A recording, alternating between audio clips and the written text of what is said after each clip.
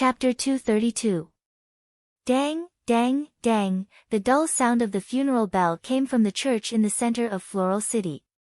In the church, the Duke of St. Hilda's coffin was opened again for the members of the Morrison family to mourn for him. When the ceremony was over, everyone left the church with a heavy heart. The dead were gone, but the living had to move on. Colin and Vera calmed down and went to the Butterfly Castle under the lead of Count Morrison. The castle of the Morrison family was located in the southeast corner of Floral City, covering an area of more than 800 acres.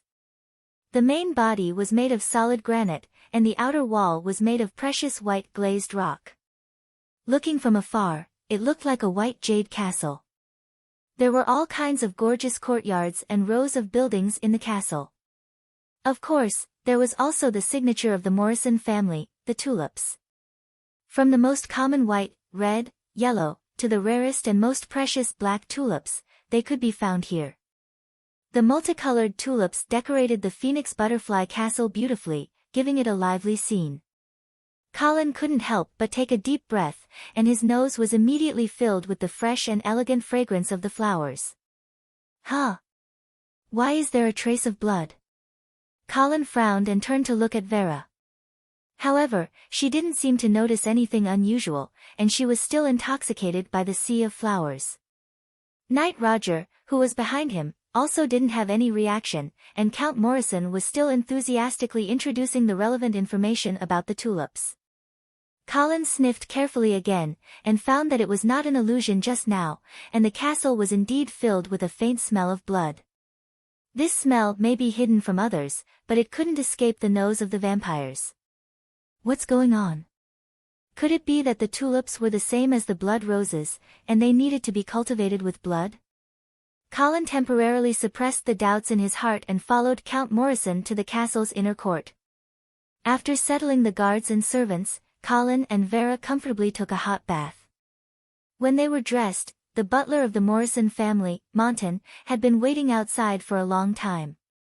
"Lord Viscounts, the banquet is ready. Okay, please lead the way." Colin held on to Vera's hand as he followed the butler, Monton, through a long corridor before they finally arrived at the banquet hall. Hundreds of fragrant incense candles lit up the elegant and luxurious hall. However, the atmosphere of the banquet was not very lively. After all, everyone had just observed a moment of silence for the Duke of St. Hilda. The Morrison family didn't even have a band, so tonight's banquet was bound to be cold and solemn. When Vera held onto Colin's arm and walked into the room, everyone's eyes immediately focused on the Viscount's couple. Colin was wearing a wine-red Viscount suit and there was a black tulip on his chest that was given to him by a servant of the Morrison family. It was a perfect match for Vera's black strapless dress. Vera's attire tonight wasn't too grand, and there weren't too many decorations on her body. Her golden hair was casually draped over her shoulders, and her snow-white and exquisite feet were wearing a pair of silver high-heeled sandals. There was a hint of laziness in her appearance. Earl Morrison hurriedly greeted Colin and his wife warmly and introduced several important people of the Morrison family to them. It had to be said that the Morrison family really had a fanatical love for the daughter of the House of St. Hilda. Colin had already greeted several ladies of the House of St. Hilda. However, they were all branch family members of the St. Hilda house. Even though their seniority was higher than Vera's, in terms of status, they couldn't compare to a daughter of the first wife like Vera. The only exception was the old Earl's wife, Grace St. Hilda. This Lady Grace was also the Duke of St. Hilda's aunt. Therefore, Vera had to address her as Grand Aunt. During the rebellion of the lords of the northern frontier last year, the old Earl was publicly stabbed to death by Khan Sudwa because he refused to betray the Duke of St. Hilda.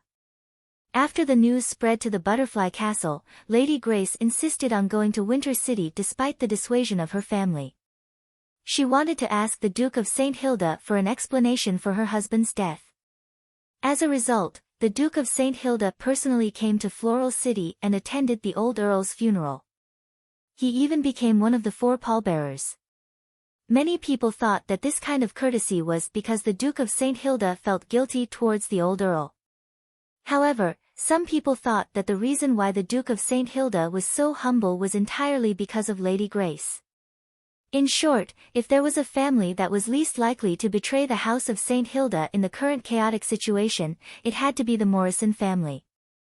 This family had already been deeply entangled with the House of St. Hilda. It was not an exaggeration to say that they were a side branch of the House of St. Hilda in Floral City. Therefore, marriage was still useful, but the premise was that there were enough marriages. As long as you could make the wives of the important members of the other family become members of your own family, then this kind of bond would inevitably exceed the limit of interests. This was also the reason why Colin dared to accept the invitation of Earl Morrison to enter Floral City. Anyone could be roped in by the St. Thean family, but it was impossible for the Morrison family. Because time was too tight, I couldn't make it to your wedding, and I don't have any good gifts. I can only give you this bracelet that has accompanied me for most of my life. Lady Grace smiled as she held Vera's hand and tied a golden wheat bracelet on her hand. Thank you, Grand Aunt. Vera's face was flushed.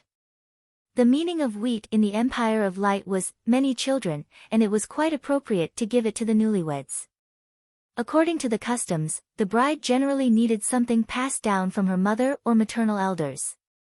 However, the Duchess had passed away many years ago, and Vera's biological mother had always been a mystery. At this time, Lady Grace's gift just made up for Vera's regret. Lady Grace smiled and patted Vera's hand, indicating that she did not need to be so polite.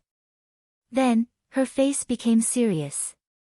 I am very sorry about your father's death. However, I am more curious about how he died. Vera told her about the situation at the wedding and added her own speculation about the Duke's death. Is it a forbidden spell similar to the Eyes of Petrification? Lady Grace thought for a moment and nodded. You guessed it right. It must be a forbidden spell that can kill a paladin. And it is very likely that the one who did it is Mr. C from the St. Thean family. I don't think so. Earl Morrison shook his head and said, casting a forbidden spell requires the sacrifice of one's life. However, Mr. C has been planning for so many years to take over the northern frontier, and he is about to succeed.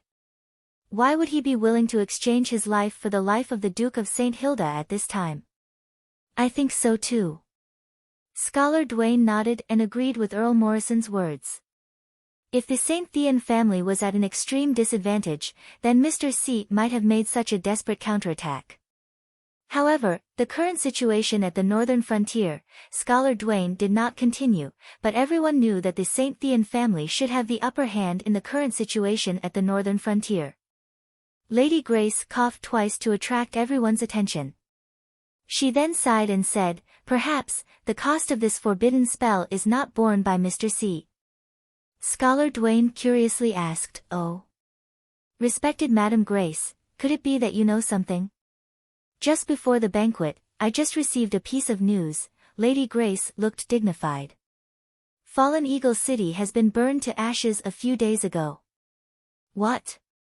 Everyone was immediately shocked by this news. Except for Colin. Of course, he already knew about this news, but he never said it. Thus, Madam Grace's news did not surprise him at all. However, Colin discovered something else that was very interesting. Even Count Morrison had only just found out about it. It seemed that Lady Grace was the real master of the Phoenix Butterfly Castle. Chapter 233. The banquet hall of the Butterfly Castle fell silent for a while. Everyone was still digesting the shocking news that Madame Grace had just told them. After a long while, a series of questions came out from everyone's mouth. Are you saying that the entire Eagle City has been turned into ashes? What about the residents of the city? Are they also? Is this the price of the forbidden spell that you mentioned just now? Is the Oman family crazy? In order to support this St. Thean family, they actually burned their own nest to the ground? Madame Grace pressed her hands down and comforted them. Everyone, this news was sent back by a merchant that has a good relationship with the Morrison family. I have already sent people to Eagle City to check it out. I am afraid that we will have to wait for some time to find out what happened there. Only then did everyone stop asking questions. However, they couldn't help but let their imaginations run wild. They whispered to each other and discussed animatedly. Colin also temporarily put away the surprised expression on his face and asked Vera, "Can the price of a forbidden spell really be transferred to the civilians of a city?" I am not sure." Vera frowned. "At least, from what I know, the price of a forbidden spell can only be borne by the caster." Scholar Dwayne said in a deep voice, "But the one that killed the Duke of St. Hilda that day was a brand new forbidden spell. Therefore, it is very likely that Mr. Dwayne has developed a way to transfer the side effects of a forbidden spell." "It is possible." Vera's expression became very serious. Everyone fell into silence. They had also come to their senses. If this was true, then the status of mages and the relationship between Yevil and the Empire of Light would most likely undergo an earth-shattering change. This is an inhumane evil spell. His Majesty will never allow such evil spells to appear in the Empire of Light. Earl Morrison's voice was a little sharp.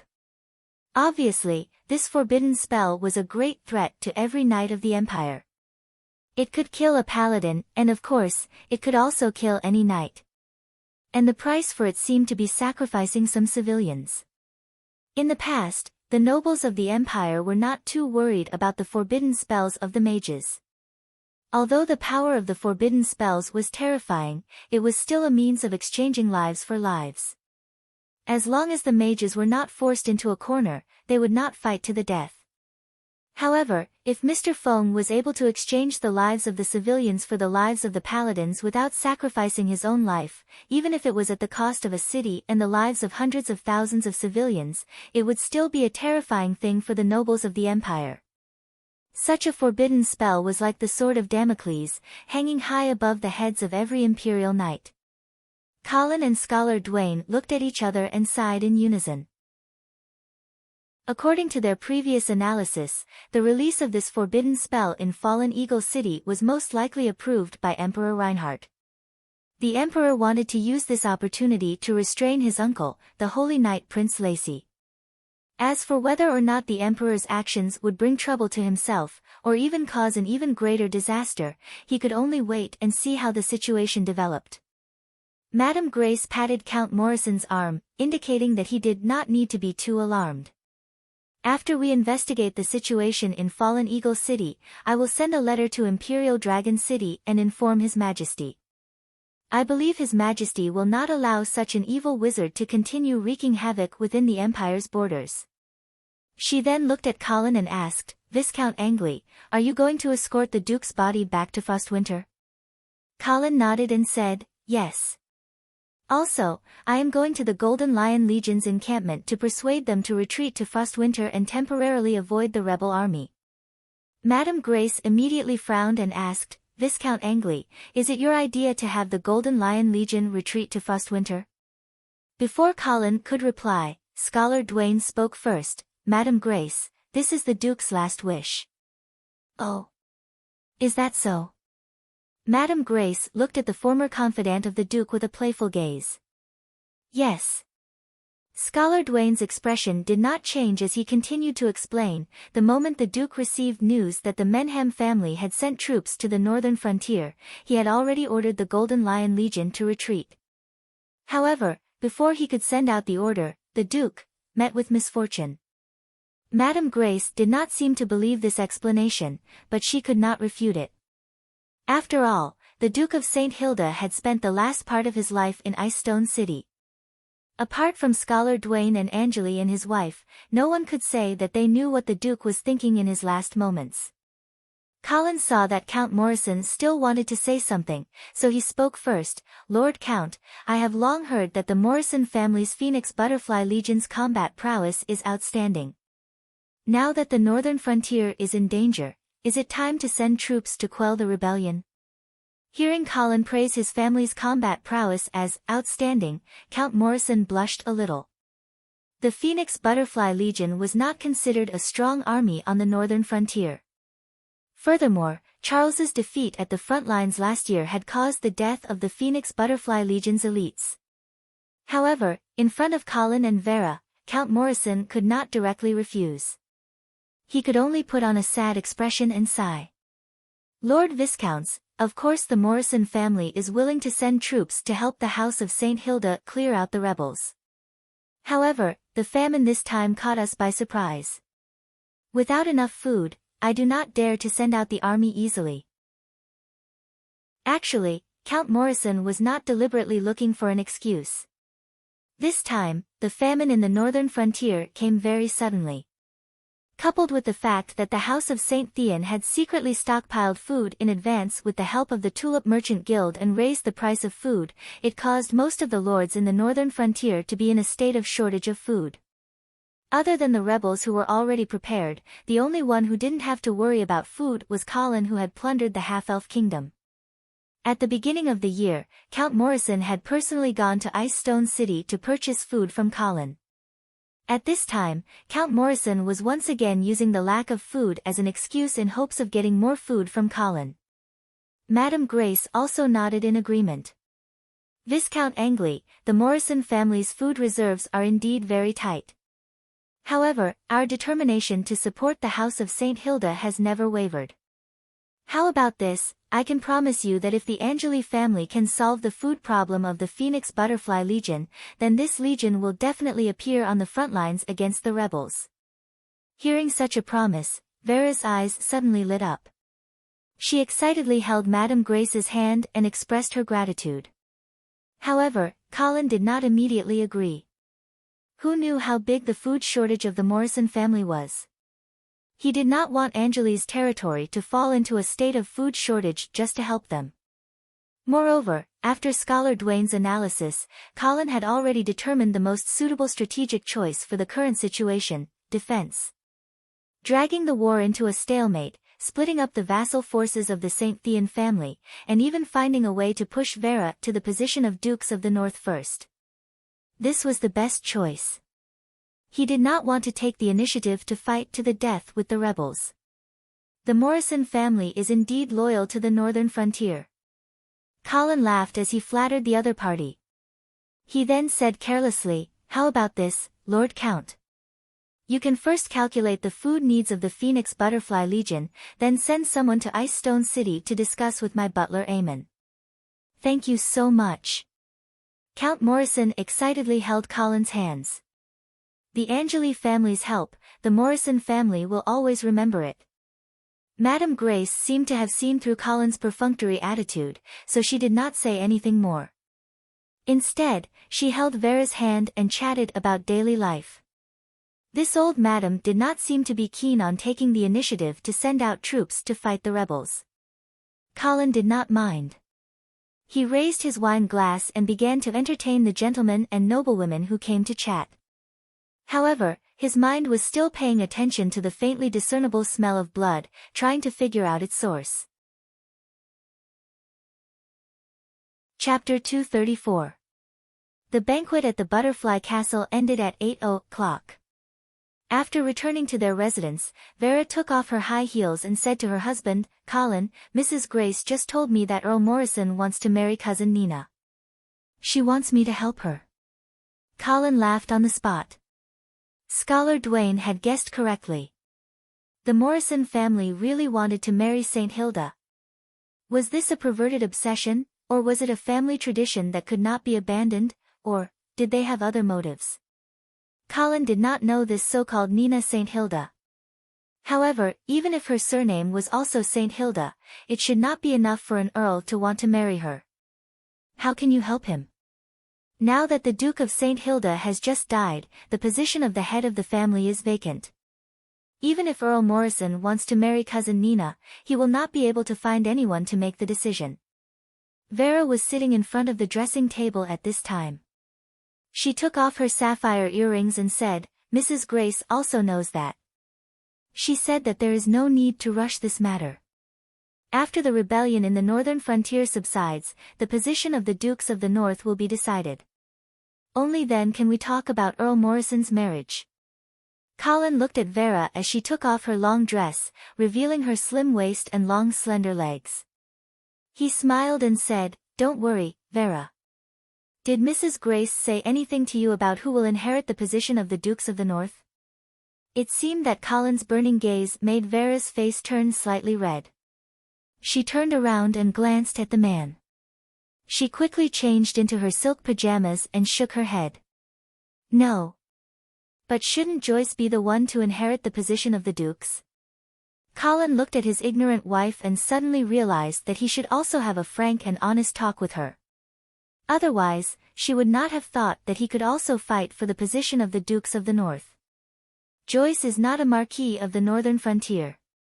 How can you say that it's a should? Vera was obviously taken aback by Jiang Yuning's question. But according to the order of succession, Joyce is indeed at the front of the line of succession. Colin untied his bow tie and threw it on the table. He then walked over to Vera and gestured for her to help him take off his suit. But Joyce is only 10 years old. Do you think it's appropriate for a child like him to become the ruler of the Northern Frontier? Vera was unbuttoning Colin's shirt as she raised her head and looked into the man's eyes with a puzzled expression on her face. Is there a problem?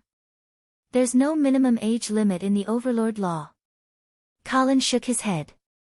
I'm not questioning Joyce's qualifications to be the successor, but I'm worried that such an immature child really has the ability to deal with the current chaos on the Northern Frontier. Vera could not help but frown as soon as she heard Jiang Yuning's words. She stopped what she was doing, and it seemed as though she also felt that it was inappropriate for her 10-year-old brother to take on such a heavy responsibility. Then, who do you think can take on such a heavy responsibility? Vera asked in a trembling voice. Obviously, she also realized what Colin was trying to say. I think you can.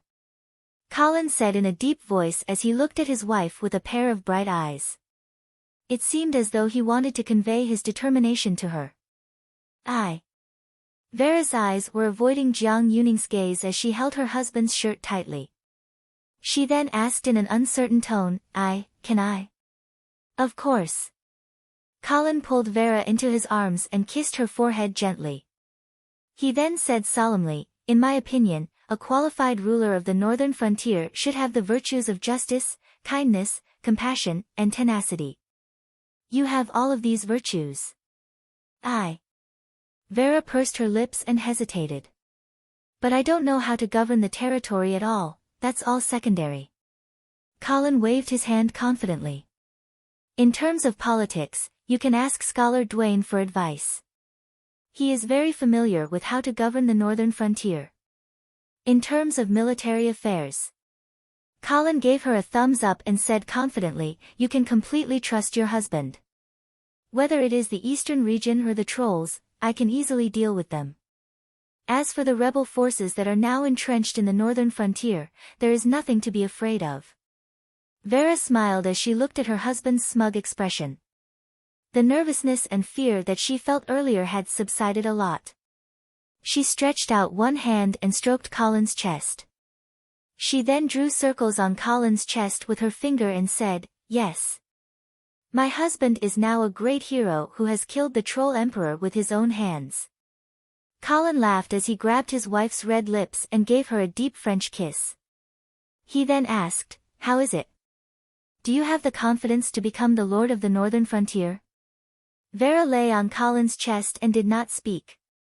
When Colin saw this, he spoke again, If you don't take the initiative to take on this heavy responsibility, aren't you afraid that Joyce's young shoulders will be crushed by this heavy burden? Think about it. Given the current situation on the Northern Frontier, do you think that a 10-year-old child will be able to cope with it safely? Vera was silent for a long time before she finally raised her head. The confusion in her eyes had finally disappeared and was replaced by a determined look. Well, if everyone thinks that I should inherit the title of the Duke, then I will definitely not refuse. Colin finally breathed a sigh of relief and smiled. This is what a real Saint Hilda should be like. Vera's face flushed red and her tone became a little less confident again. But I may not be able to inherit the title of the Duke. Joyce's right of inheritance has priority over mine. What's more, we still have to consult His Majesty and the Senate. You don't have to worry about this, Colin said confidently. When he saw Vera looking at him with a puzzled expression, he had no choice but to laugh. I believe that His Majesty and the Senate will make the right choice. You are the real leader that the northern frontier needs right now. Colin, you have overestimated me. Vera stuck out her tongue and suddenly thought of something. Her eyes suddenly lit up and she suggested, do you think that it would be better if Uncle Garcia becomes the Dukes of the North? Marquis Garcia. Colin frowned suddenly. If Vera was not his trump card, then Colin would definitely consider Marquis Garcia. However, if there was a chance to become the husband of a duke, why would Colin be willing to just be the son-in-law of a duke? Although Marquis Garcia had indeed helped Colin a lot, Colin would rather redeem Marquis Garcia and provide him with good food and drinks. Colin had just sent away a huge mountain that was pressing down on his head, and he did not want to create a new mountain for himself. The Duke of St. Hilda still has a son and an adopted daughter to choose from. Therefore, the Senate will not agree to let Marquis Garcia inherit the title of the Dukes of the North. What's more, I am afraid that the people of the northern frontier will find it difficult to accept a duke who was once a prisoner of the eastern frontier. No matter what kind of brilliant achievements he has made before, the shame of the Shadow Canyon. I am afraid that Marquis Garcia will accompany him for the rest of his life. When she heard Colin's words, Vera nodded in disappointment. Well, you don't have to think too much. Colin kissed his wife's cheek. You just have to be mentally prepared to bear this heavy responsibility. As for the rest, I will leave it to the Emperor and the Senate to decide. Okay. Vera nodded obediently, and also gave Colin a goodnight kiss. The two of them then turned off the magic lamp and went to bed to rest. The sky outside the window was thin, and only a crescent moon was hanging high in the treetops, casting a faint cold light. After midnight, the windows of the butterfly castle were no longer lit, and only the corridor and the sentry post were still lit. The faint sound of an owl could be heard from afar, making the quiet night even more peaceful. Vera? Vera? Colin called a few times in his wife's ear, and when he saw that she had fallen asleep, he quietly got up, put on his casual clothes, and jumped out of the window. The air was filled with the fresh and elegant fragrance of tulips, as well as a faint smell of blood. Chapter 235. Ta-ta-ta, among the heavy footsteps, a group of fully armed guards patrolled past. The light from the torches gradually dissipated as they went further away, and the courtyard was once again shrouded in darkness. In the shadows of the corner, Colin slowly quickened his pace. Following the faint smell of blood, he gradually came to the northwest corner of Phoenix Butterfly Castle. A strong stench assaulted Colin's nostrils, almost causing him to faint.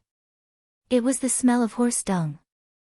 Only then did Colin realize that he had come to the stable. Damn it! Colin cursed in his heart. The smell of blood was covered by the smell of horse dung, and it was a little difficult for him to identify the source. Fortunately, this place was already at the edge of Phoenix Butterfly Castle, so Colin began to search around. Soon, he found the source of the smell of blood again, the clock tower. This was an old clock tower that had experienced hundreds of years of wind and rain. The mottled outer wall and the vines that crawled on it were traces left behind by time. Clang! It was exactly 1:00 in the morning, and the old clock tower let out a dull and hoarse sound. Colin hid in the shadows not far away, but he did not immediately go forward. Because, with just a rough check, he had already found 3 hidden sentries around the clock tower. There must be something wrong here. However, Colin was not confident that he could enter the clock tower without alerting the hidden sentries. Just as he was about to leave, the thick door of the clock tower suddenly opened. With a creak, a wheelchair was pushed out. The face of the man in the wheelchair could not be seen clearly, but Colin could guess the identity of the other party. Count Morrison's father, Franco Morrison. After the death of the old count, his son, Franco, was supposed to be the first heir to the title. Unfortunately, Franco was seriously injured in a battle many years ago and had been paralyzed ever since. Therefore, the title of Count was passed on to his son, Sycan Morrison, who was the grandson of the old Count. Colin looked at Franco's back as various thoughts flashed through his mind. In the end, he still quietly followed. Franco's wheelchair was not fast, and it was moving along the central axis of Phoenix Butterfly Castle towards the inner courtyard. Along the way, they met a group of patrolling guards, who immediately stopped to greet Franco. From their greetings, Colin also confirmed Franco's identity. After some distance, seeing that Franco was about to enter the main castle, Colin deliberately increased his footsteps and walked out of the shadow. Sure enough, Franco also stopped. Viscount Angley. Under the moonlight, Franco recognized Colin. You are Knight Franco. Colin pretended to be surprised. However, this was indeed their first meeting. Franco did not attend the morning ceremony and the welcoming banquet. This Knight Franco looked to be in his 50s. He had a gloomy temperament, a thin face, long and narrow eyes, and thin, bloodless lips. Years of paralysis had ravaged this once famous knight of the Northern Territory to the point that he was extremely haggard. You are. Oh, I couldn't sleep late at night, so I came out for a walk. I hope I didn't disturb you. Colin walked up with a smile.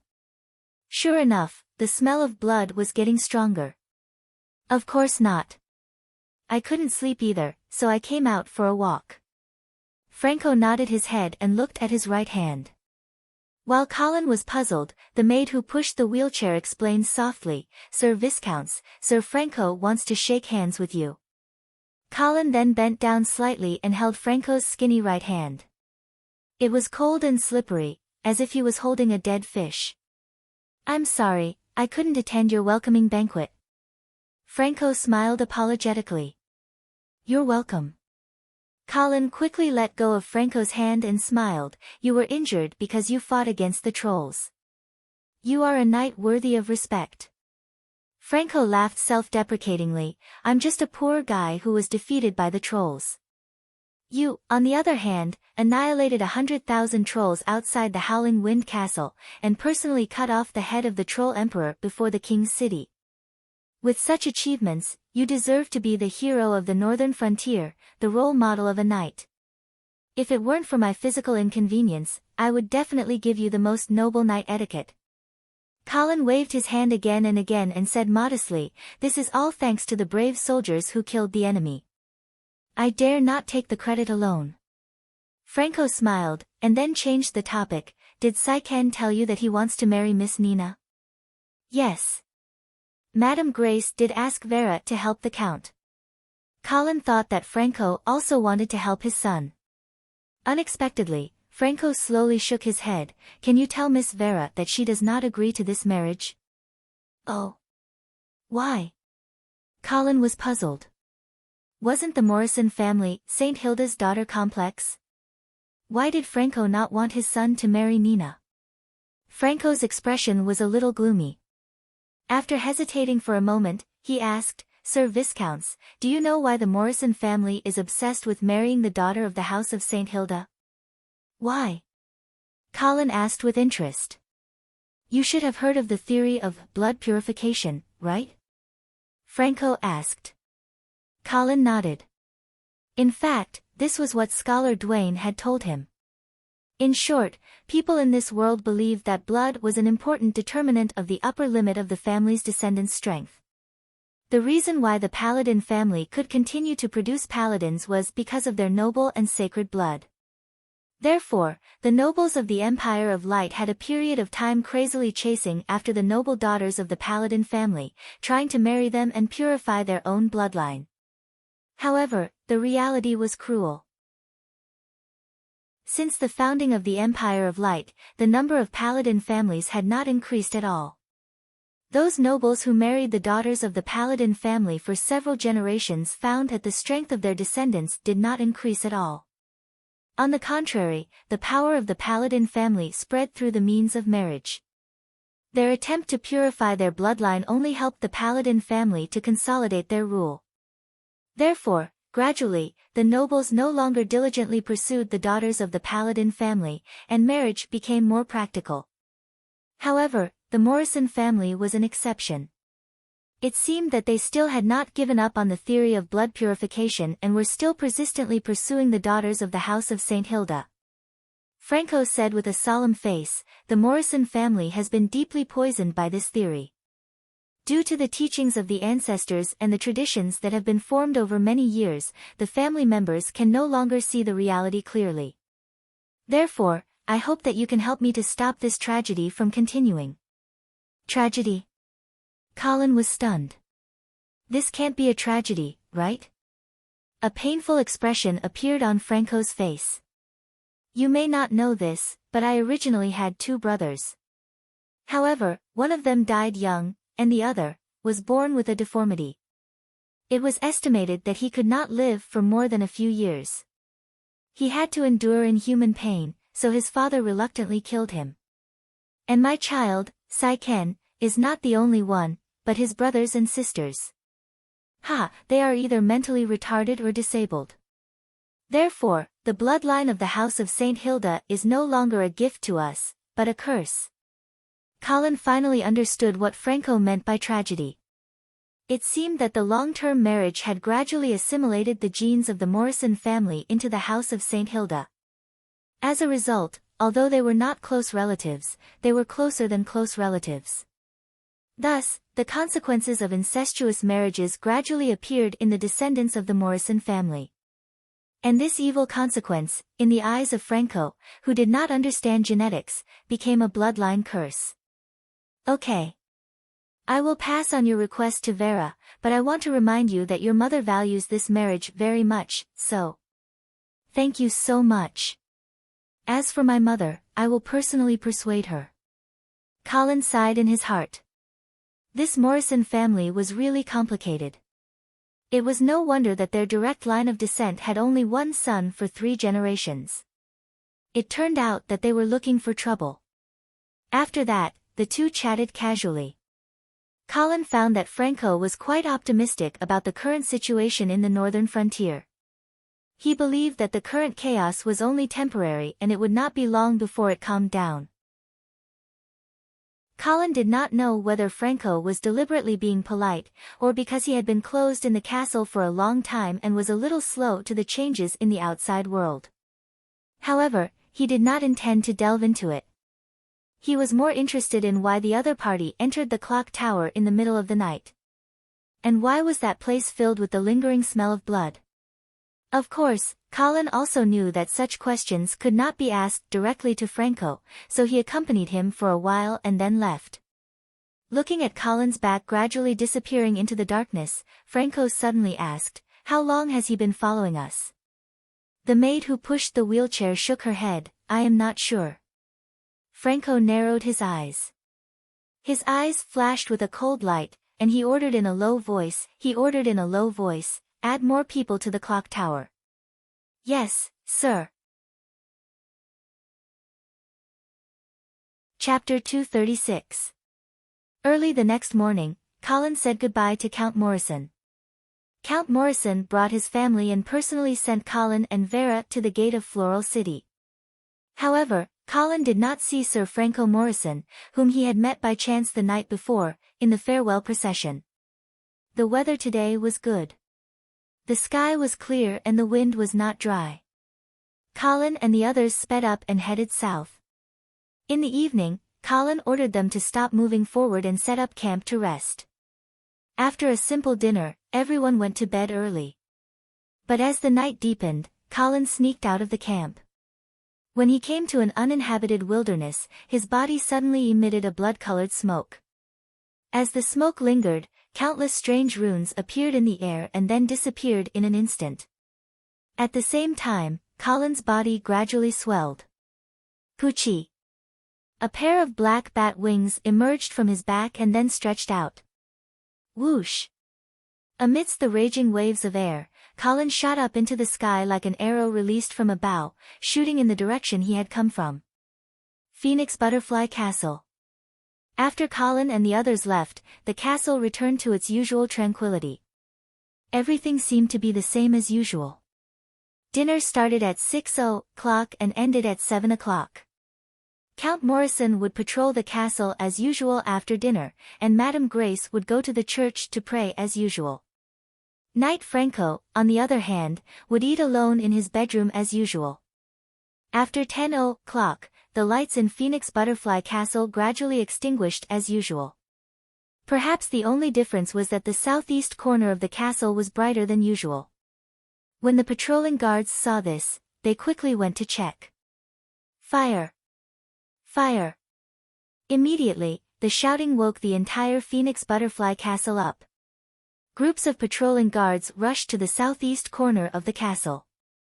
Count Morrison also immediately got up from the bed. He did not have time to put on his armor and rushed out with a knight's sword. At the same time, in the northwest corner of Phoenix Butterfly Castle, a bloody and strange massacre began. What is it? A guard in front of the clock tower seemed to feel something flying over his head, but when he raised his head, he could only see the dark night sky.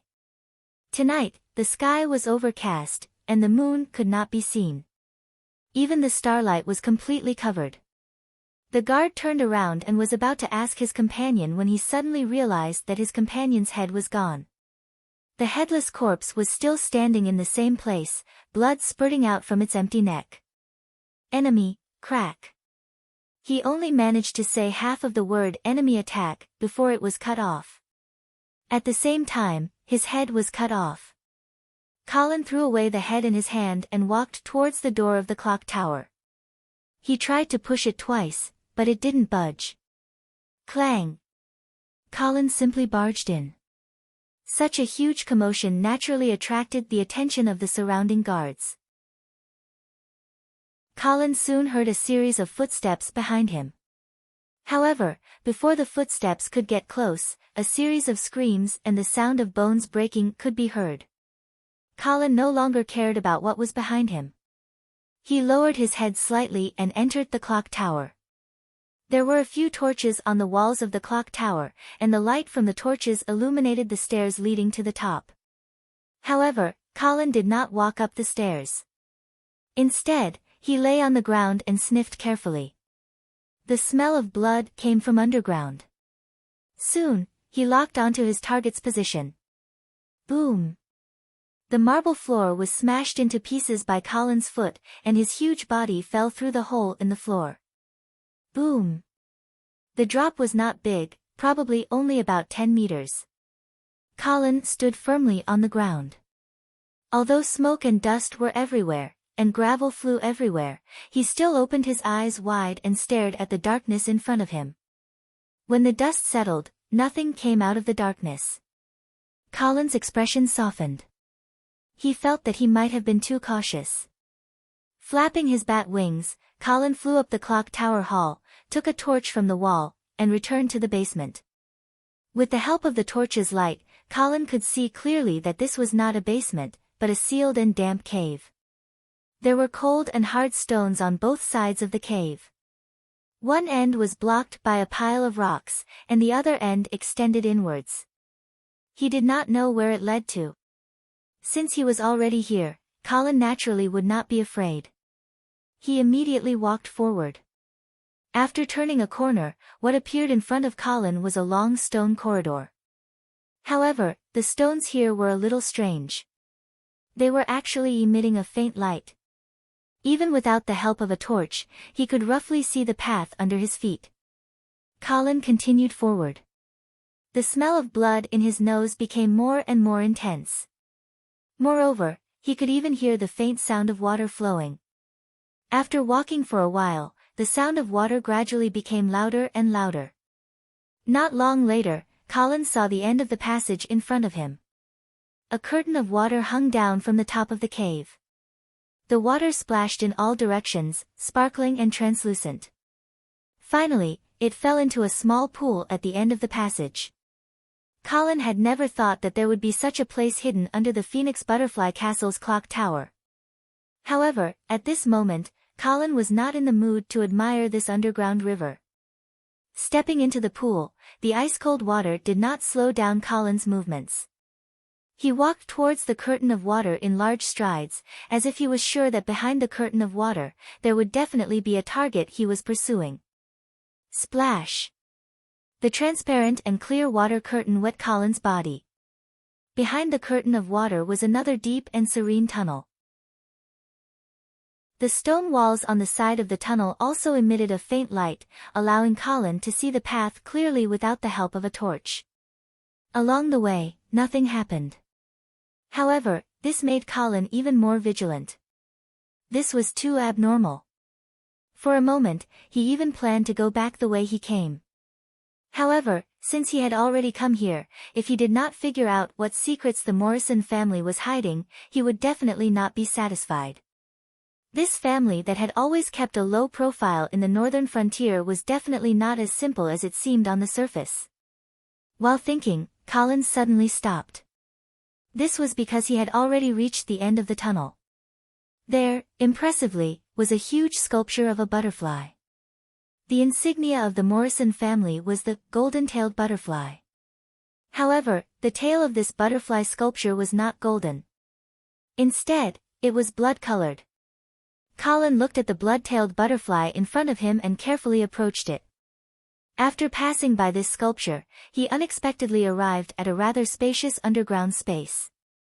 Just as he entered this place, a strong smell of blood assaulted his senses, almost causing Colin to suffocate.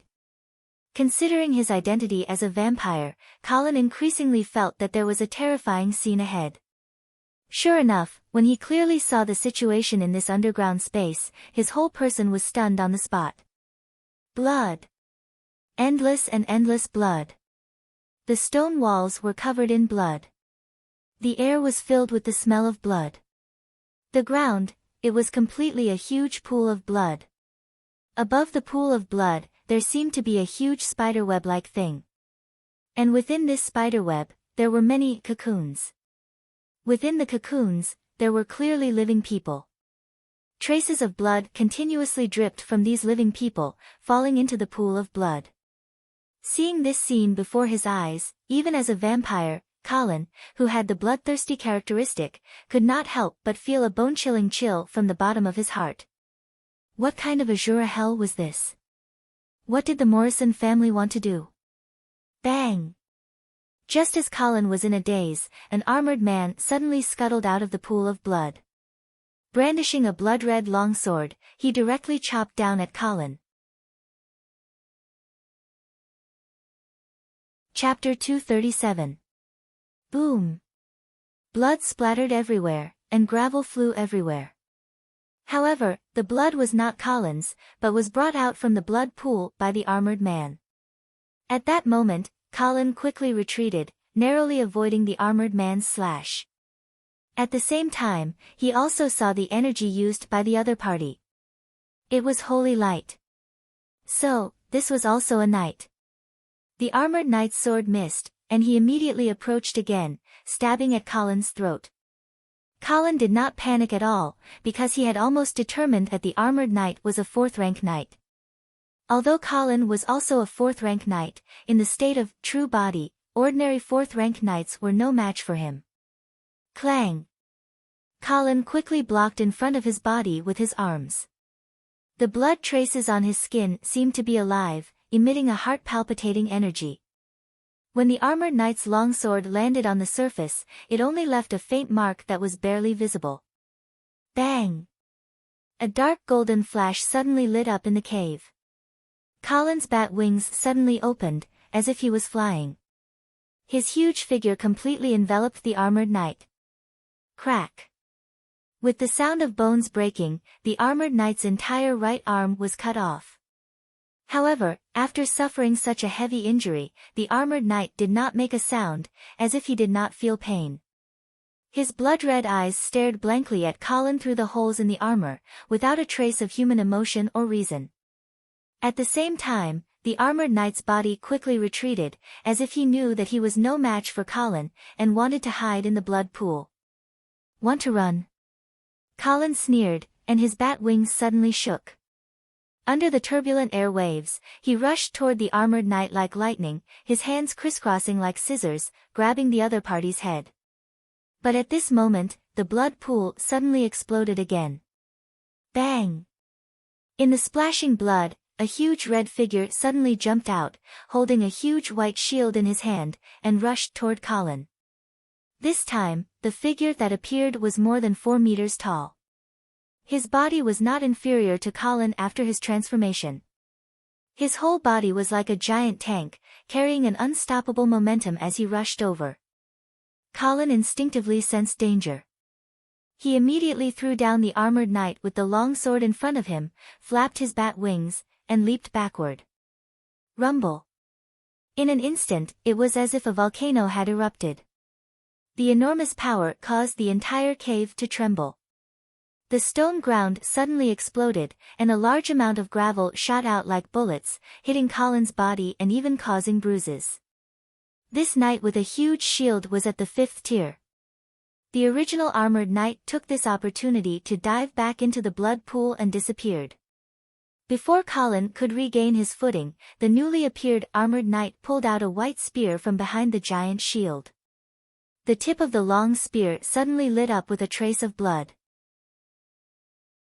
Hiss! Lines of blood suddenly shot out from the blood pool and converged at the tip of the spear. The entire spear turned red in an instant, and a demonic blood light constantly circulated.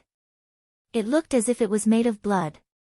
An indescribable aura rapidly spread in the cave, and a heart-palpitating pressure instantly filled the entire place. Colin's pupils shrank slightly as he faintly sensed danger. Suddenly, an incantation of unknown meaning was uttered. Colin's scalp went numb. There was no time to think.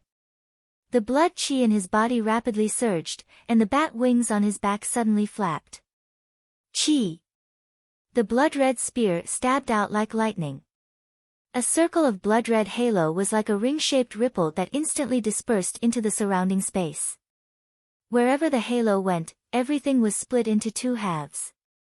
Colin was still in midair, but suddenly, streaks of blood appeared on his body, as if he had been dismembered by countless tiny blades.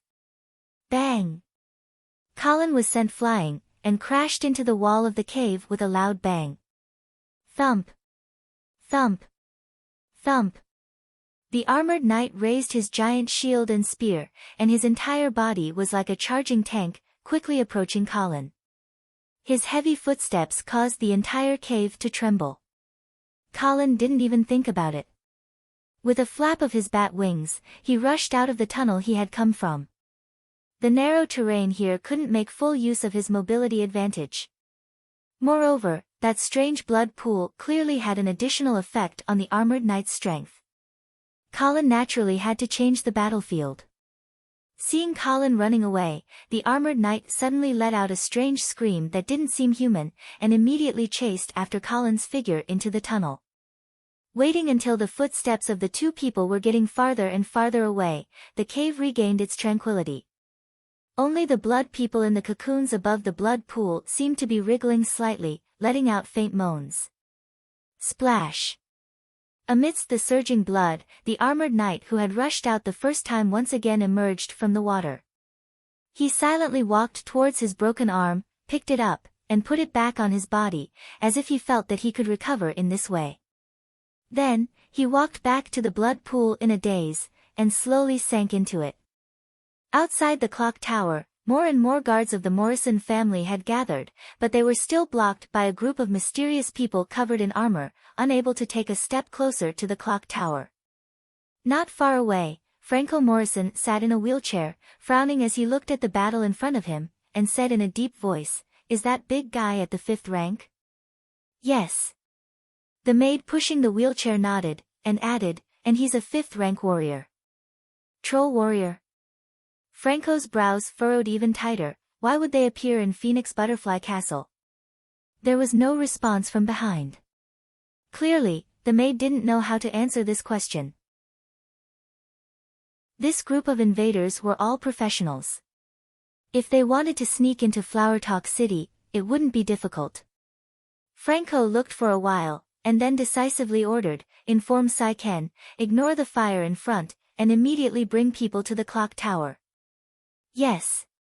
Just as the maid was about to turn and leave, she heard Franco add, "Also, let him mobilize the city defense army to surround Phoenix Butterfly Castle. The enemy this time might not be easy to deal with."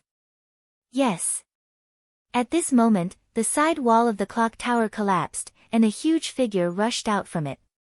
Immediately after, another blood-colored figure chased out. However, after leaving the clock tower, Colin was no longer restricted by space.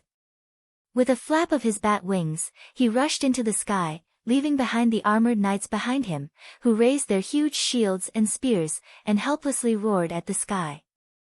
"What the hell is this?" Franco was dumbfounded. Phoenix Butterfly Castle had been peaceful for over 100 years, why would a group of inexplicable invaders suddenly appear? Colin stood in the air, looking at the Blood Shadow Guards fighting with the guards of the Morrison family below, and then looking at the guards of Phoenix Butterfly Castle gathering in the distance. He understood that today's investigation would have to stop here. Otherwise, when more guards surrounded them, or even the city defense army was mobilized, it would be difficult for them to leave. Although he didn't completely understand what the Morrison family was doing in the secret realm below the clock tower, at least he knew that there was definitely a big problem with this Morrison family.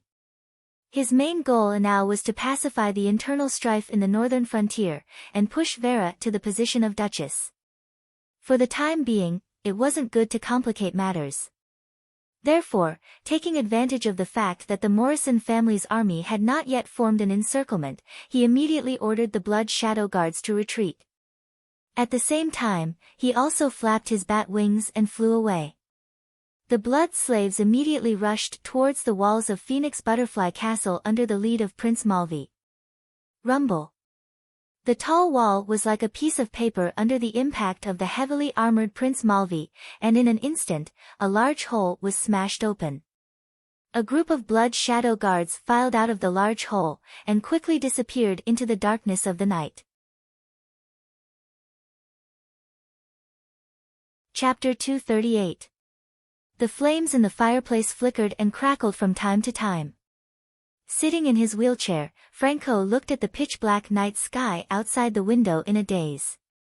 It was the darkest moment before dawn. The curtain of night shrouded the land, quietly hiding the slaughter, sin, and blood. Footsteps sounded behind him, but Franco didn't turn around. "Father, the fire has been completely extinguished. The chaos in Phoenix Butterfly Castle has also been completely quelled." Count Morrison came behind the wheelchair and reported softly. Franco still looked outside the window and said expressionlessly, "Did you find out the details of the enemy?" Count Morrison shook his head and said with a grave expression, "No, they didn't. These invaders didn't fear death. We didn't catch a single one alive. However, the invaders we killed were all professionals. There were troll warriors, human knights, and of course, warriors. Someone even recognized a knight from the east." "East?" Franco's brows furrowed deeply. He suddenly felt that everything in front of him had become complicated and confusing. He couldn't figure it out at all. At that moment, heavy footsteps sounded again. Very quickly, a knight of the Morrison family appeared in the meeting hall and reported loudly, "Sir, I've been waiting for a long time. Sir Count, the invaders we killed came back to life and all of them escaped." "What?" Count Morrison couldn't believe his ears. "Say that again." The knight had no choice but to repeat it. At that moment, Franco slowly retracted his gaze from outside the window and looked at the knight with a sharp gaze. He said coldly, "What do you mean by come back to life? Tell me about it." The knight was sweating profusely. He knew that what he said was too outrageous. He could only brace himself and explain. "Sir, I am willing to swear in the name of my ancestors that what I said just now wasn't a lie. Originally, we had already collected the corpses of the invaders and were preparing to deal with them together. But in the blink of an eye, these corpses suddenly came back to life and killed the guards around them. Such a strange thing scared the guards out of their wits and they didn't dare to stop it. So, they escaped from Phoenix Butterfly Castle. Are you sure that those invaders are already corpses? This. Faced with Franco's spiritual interrogation, the knight was dumbfounded. He couldn't possibly say that he was lying motionless on the ground with a few swords stuck in his chest. Wasn't that a corpse? Franco narrowed his eyes and thought for a moment. Then he ordered the maid behind him, Cadina, go and interrogate those guards yourself. Find out what happened. Yes, sir. The maid nodded and walked to the knight's side. She crooked her finger and motioned for him to follow her out. The knight hurriedly bowed to Count Morrison and Franco as if he had been pardoned and followed Cadina out of the meeting hall. Father, what's going on? The series of events that happened tonight made the young Count Morrison lose his head out of fear. Even his voice was trembling. Franco looked at his son, who was panicking, and scolded him, "Why are you panicking?" Count Morrison hurriedly lowered his head and forced his wandering gaze to focus on his feet, not daring to meet his father's sharp gaze. The atmosphere in the hall instantly froze. It was so quiet that one could almost hear Count Morrison's rapid heartbeat. After a long while, when Count Morrison's heartbeat finally calmed down, Franco's deep voice sounded once more. "Do you know the Winged Knight?" "Winged Knight?" Count Morrison was stunned for a moment before he came back to his senses. "Are you talking about the knight who appeared in Silvery Moon City and killed the previous half-elf king?" Franco nodded. "Yes. According to the information I received, the monster that flew out of the clock tower tonight should be the Winged Knight." Count Morrison thought for a moment and said hesitantly, "Father, then which faction does this Winged Knight belong to? Why did he come to Phoenix Butterfly Castle?" Franco pondered for a moment and said, "I suspect that this Winged Knight should be an assassin secretly cultivated by the Angeli family." "The Angeli family?" Count Morrison exclaimed. "Yes. Viscount Angeli just left Phoenix Butterfly Castle, and this Winged Knight came right after. How could it be so coincidental? Moreover, Viscount Angeli was also present when the coup happened in Silvery Moon City. If it happened once, it might be a coincidence, but if it happened twice, there must be some sort of connection." Hearing Franco's explanation, Count Morrison nodded in agreement, but immediately after, his expression became panicked again. "Father, if this was really arranged by Viscount Angeli, then he must know about the situation below the clock tower. What should we do?" Franco didn't say anything and only looked at his son coldly. Only when he calmed down again did he say indifferently, "So what if he saw the situation below the clock tower? Does he know what it is? Moreover, does the Angeli family not have any secrets? Winged Knights, and those suspected unkillable professionals. I think the Angeli family has no less things hidden in the dark than us. Moreover, his main target now is the Saint Thean family. He can't possibly provoke us at this time."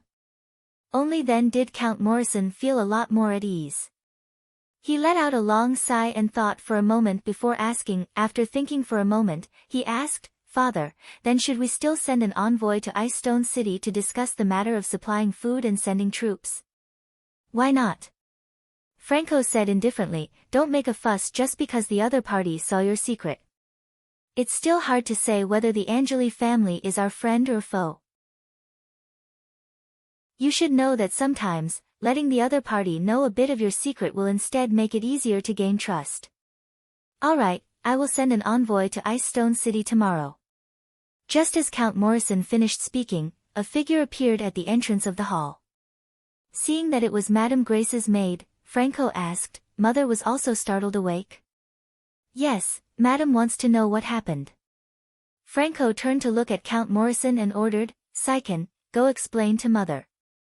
"Yes, Father," Count Morrison hurriedly replied. Not long after they left, Franco's maid, Cadina, appeared again. "Sir, I personally asked. Those invaders actually didn't all come back from the dead. There were still 3 corpses left at the scene. That's why I suspect that those invaders who escaped were actually playing dead. A bunch of idiots." don't they know how to add salt to the wound? Franco cursed in a low voice and no longer bothered with the matter. He turned and ordered, in the name of the Count, issue a gag order. Everything that happened tonight is not to be leaked. Yes, sir.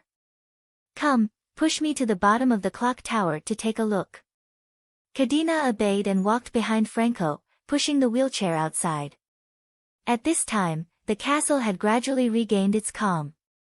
Only the patrolling guards still had some panic and nervousness on their faces. The fire had been completely extinguished long ago, but the property losses were still being calculated. In the pitch-black night, suppressed cries could be heard from time to time. It was likely that they had lost their companions and family members in this battle. Franco arrived at the clock tower amidst the creaking sound of the wooden wheel. At this time, the door of the clock tower had been completely damaged.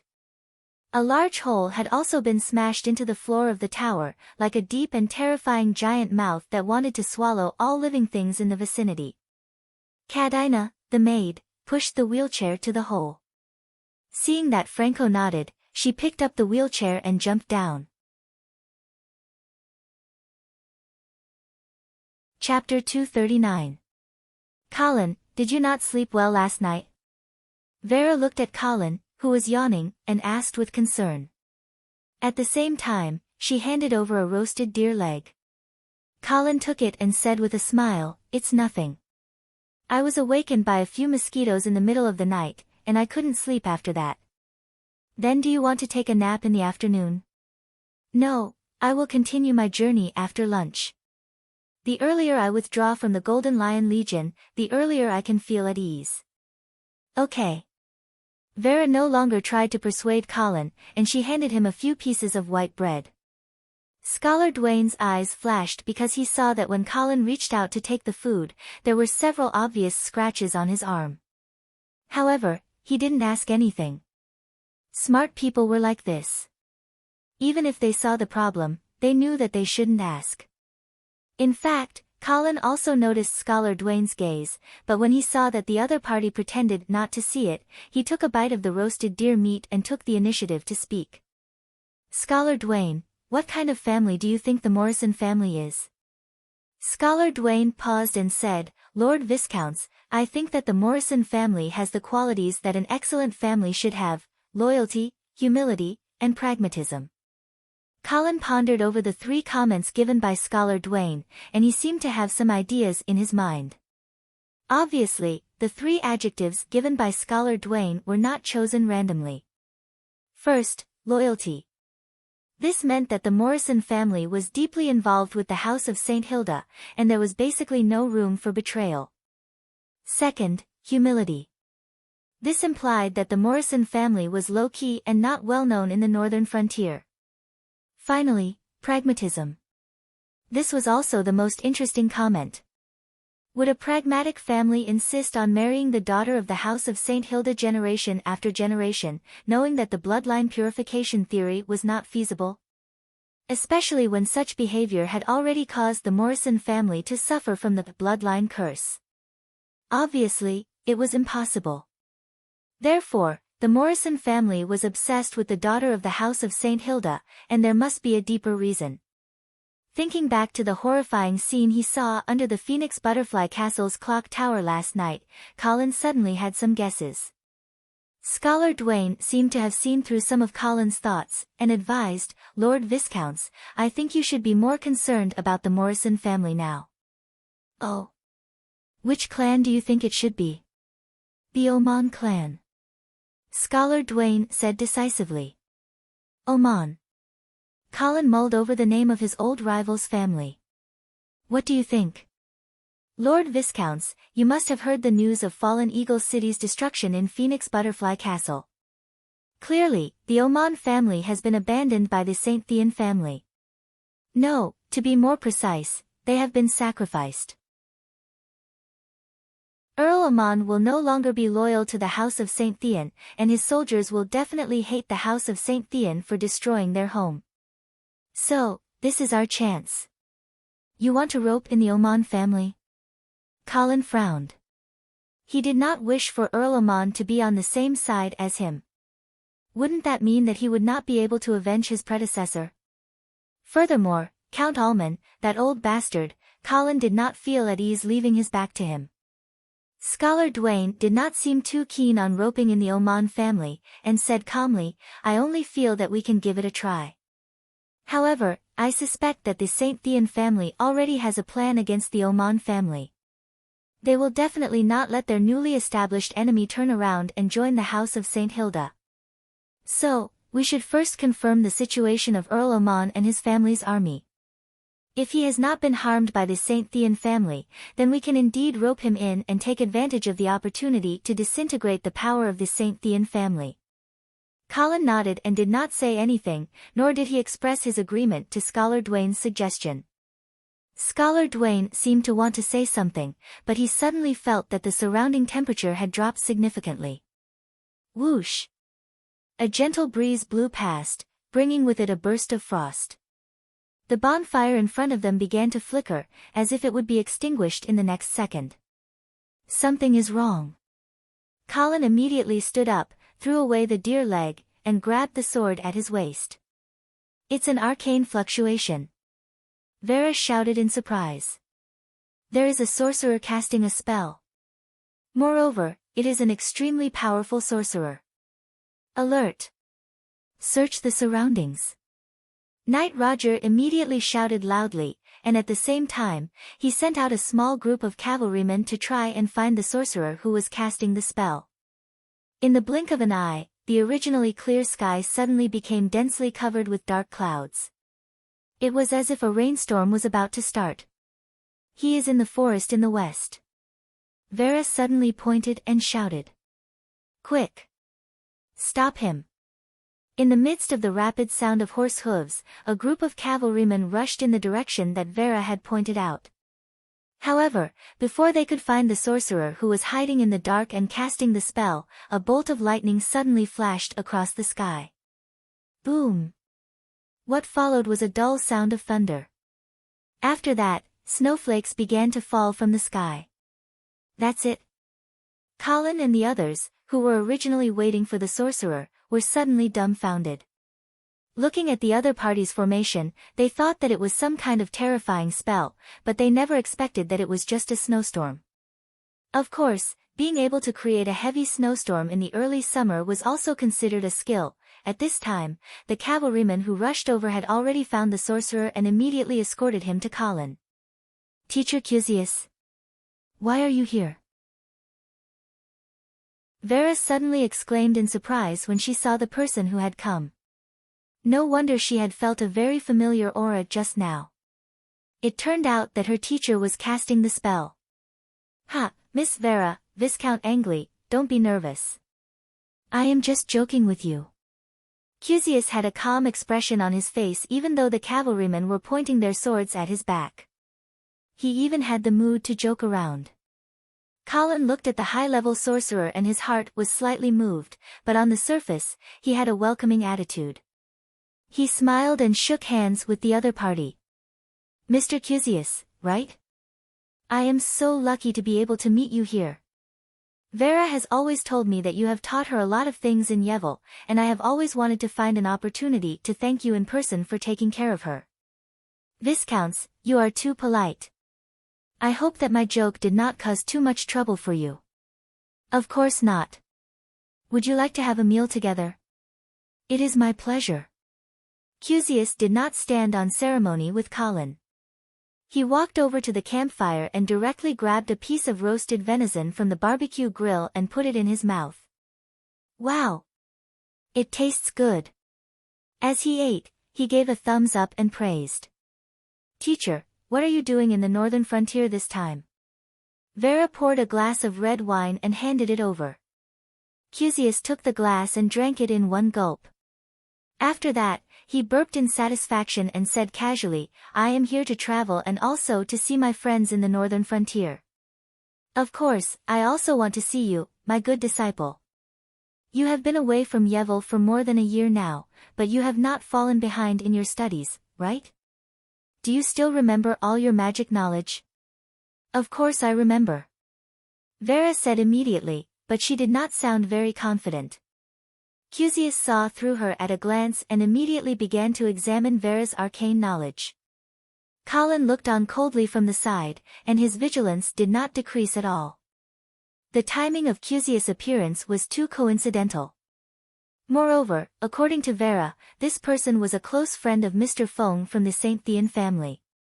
Even the forbidden spell that Mr. Feng had used to kill the Duke of St. Hilda by sacrificing the entire Eagle City was suspected to be an improved version of a forbidden spell called Petrifying Eyes that Cusius had once collected. Under such circumstances, Colin did not believe that Cusius really did not know anything about what had happened in Eagle City. He also did not believe that the other party would suddenly appear here without any ulterior motives. Of course, Colin would not chase him away. After all, he was still Vera's teacher. Moreover, a mage who was hiding in the dark was the scariest. A mage like Cusius who was actively exposing himself was not much of a threat.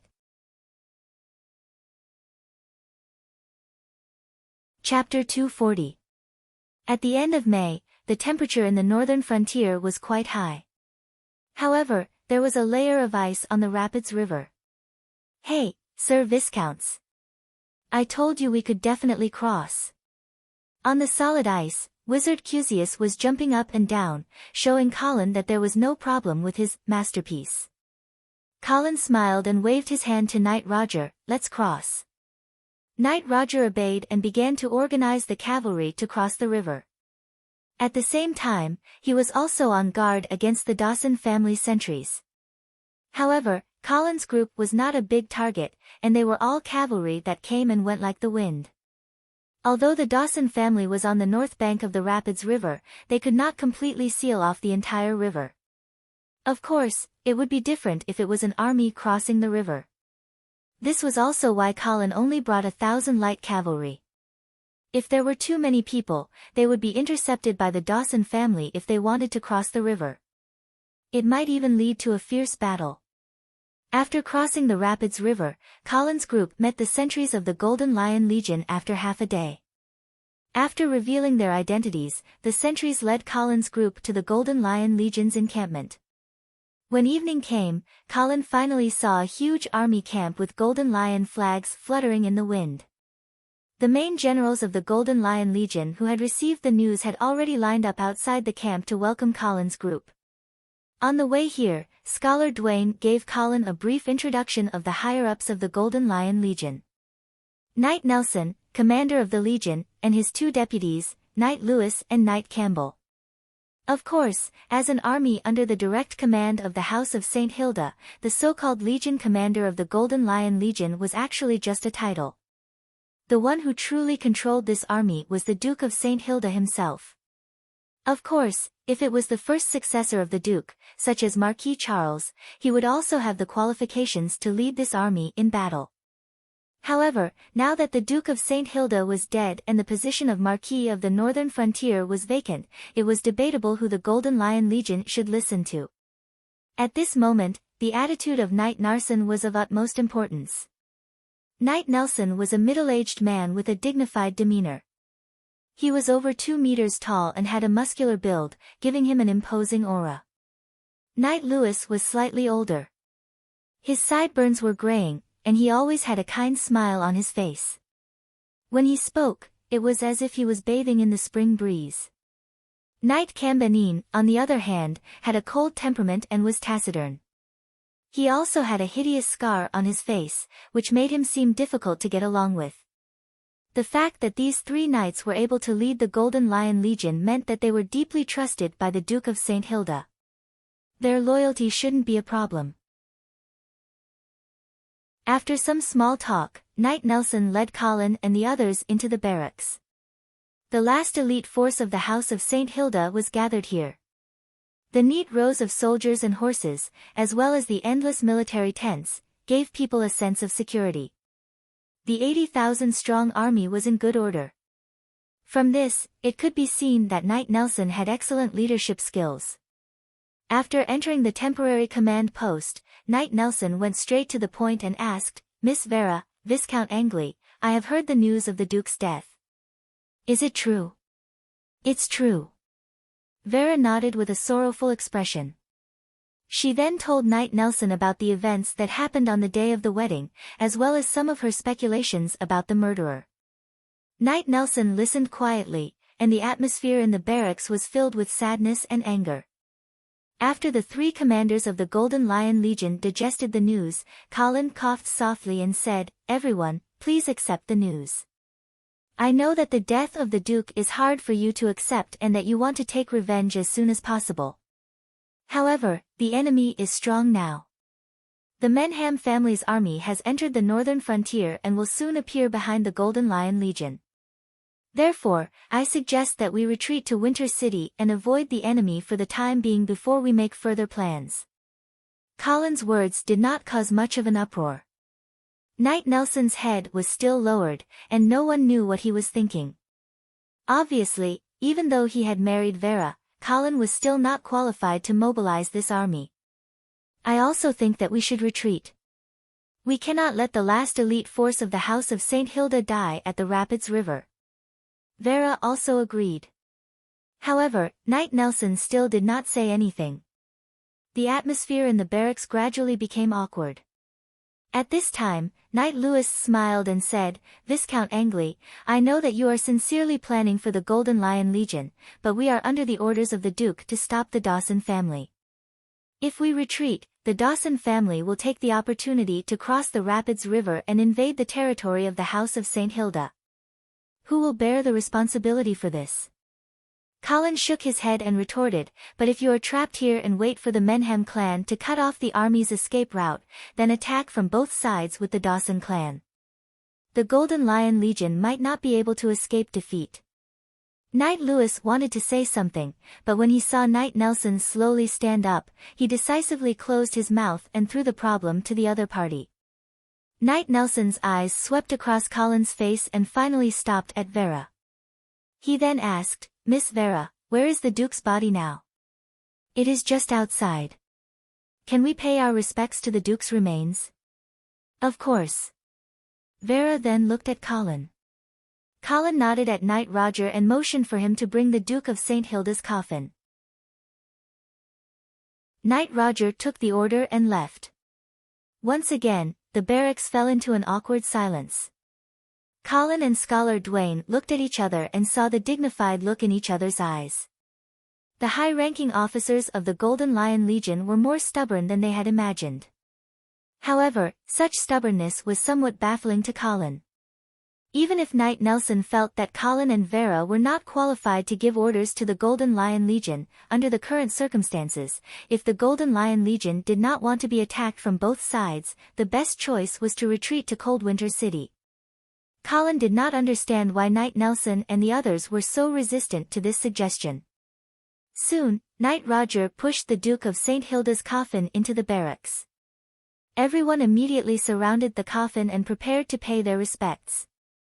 With a click, the lid of the coffin slowly opened. Colin placed his left hand on his chest and bowed his head. His face was perfectly painted with a sad expression. However, he immediately heard Knight Nelson's questioning voice. "Viscount Angley, are you sure this is the Duke's body?" "Huh?" Colin raised his head with a puzzled expression. He looked at the coffin and explained, "That's right." He explained, "Knight Nelson, the Duke was petrified by an unknown forbidden spell. Therefore, his body might look a little." Before he could finish his sentence, Colin was stunned. This was because he saw a stone statue of the Duke of St. Hilda lying in the coffin. It was not the petrified Duke of St. Hilda. The two statues looked the same, but they were actually worlds apart. Whether it was the details of the statue or the feeling it gave off, Colin was certain that it was not the Duke of St. Hilda's body. It was just an ordinary statue of the Duke. It had been swapped. Colin was shocked, and he turned his head to meet Scholar Dwayne's shocked gaze. Both of them exchanged glances, and the same thought flashed through their minds. The Morrison family. Chapter 241. Looking at the stone sculpture in the coffin, Colin's mind flashed with thousands of thoughts for a moment. Along the way, only the Morrison family was able to secretly swap the Duke's body with the Duke's body. After all, they had only stayed in Floral City for a night and even opened the coffin for the Morrison family to pay their respects. Who would have thought that they would actually want to steal the Duke's body? What were they trying to do? Colin naturally thought of the blood pool under the clock tower of Phoenix Butterfly Castle. He had a hunch that the reason why the Morrison family wanted to steal the Duke's body was related to the mysterious blood pool. It looks a bit like a stone sculpture, but this is indeed the Duke's body, Colin said firmly. He had to be tough now. It was not a big problem that the Duke of St. Hilda's body had been swapped, but if Knight Nelson found out about it and refused to acknowledge the Duke's death, then it would be troublesome. They could even claim that the Duke of St. Hilda was missing. Death and missing were two completely different concepts. Once the Duke died, then the command of the Golden Lion Legion would naturally fall into the hands of his successor. However, if they could not confirm the Duke of St. Hilda's death, then without receiving the Duke's orders, Knight Nelson and the others could completely ignore the orders of others and independently control the most elite military force of the House of St. Hilda. Knight Louis squinted his eyes and carefully looked at the body in the coffin for a long time before he smiled and shook his head. "I'm sorry, Viscount Angley, I'm not questioning your integrity, but this is obviously just an ordinary stone sculpture." Vera also saw that there was something wrong with the body at this time, but when she saw that Colin insisted that it was the Duke's body, she remained silent. Scholar Dwayne of course saw that something was wrong, and he also realized that things were developing in an unpredictable direction, so he quickly said, "Knight Nelson, Knight Louis, Knight Campbell, the Duke was petrified to death by an unknown forbidden spell at Viscount Angley's wedding. This happened in front of everyone's eyes. If you have any questions, you can ask the nobles present at the wedding. I believe they will give you a definite answer." Scholar Dwayne's words were a little tricky. He did not directly say that the body in the coffin was the Duke's. Instead, he wanted to use the witnesses at the wedding to confirm the Duke's death. However, Knight Narson remained unmoved. "As for what happened on the night of Viscount Angley's wedding, we will naturally send someone to verify it. But before that, please forgive us for not disobeying the orders of the Grand Duke and withdrawing to chilly winter." Colin's suspicions grew stronger and stronger. Narson and the others' attitudes were too strange. Even if he was wary of Colin seizing power, he should have waited until they were safely back to chilly winter. Otherwise, if the Golden Lion Legion was surrounded by the Menham and Dawson families, what was the point of fighting for command? "Of course you can take your time to verify the Duke's death," Colin advised in a low voice. "But now, withdrawing to chilly winter is an urgent matter. This is the only way to protect the Golden Lion Legion. Even if the Duke comes back to life, he will give the same order." Knight Narson chuckled and shook his head. "Not necessarily." "What do you mean?" Colin asked with a frown. Knight Louis laughed at the same time and explained, "Lord Viscounts, you may not know this, but we already have strong reinforcements. Even if the Menham and Dawson families come together, the victor will only be determined after a battle." Strong reinforcements. Colin suddenly had a bad premonition. Scholar Dwayne's eyes flashed as though he had thought of a possibility. "That's right." Knight Narson nodded. "Just a few days ago, Earl Oman led his army and surrendered to us. So, with the addition of the Oman family's army, we may be able to fight a decisive battle with the dwarves." "Earl Oman?" Colin narrowed his eyes, which flashed with a dangerous light. "You actually believe the words of a northern frontier trader? What if he's faking his surrender?" "Impossible," Knight Narson said confidently. "We received news that Fallen Eagle City has been burned to ruins by the St. Thean family. With such a deep grudge, I don't believe that Earl Oman is willing to continue following the St. Thean family." Knight Louis immediately added, "Furthermore, Earl Ullman also brought two heads, Lawrence and Penny. If you know anything about the House of St. Thean, you will know that one of them is Mr. Ullman's son, and the other is his sister. Viscount Angley, tell me, under such circumstances, is it possible for the Oman family and the St. Thean family to make peace?" Colin was silent. This was the first time he knew that Lawrence was Mr. Oman's son, but seeing how Earl Oman had cut off his head to surrender, it was probably true. This meant that Earl Oman had really fallen out with the St. Thean family.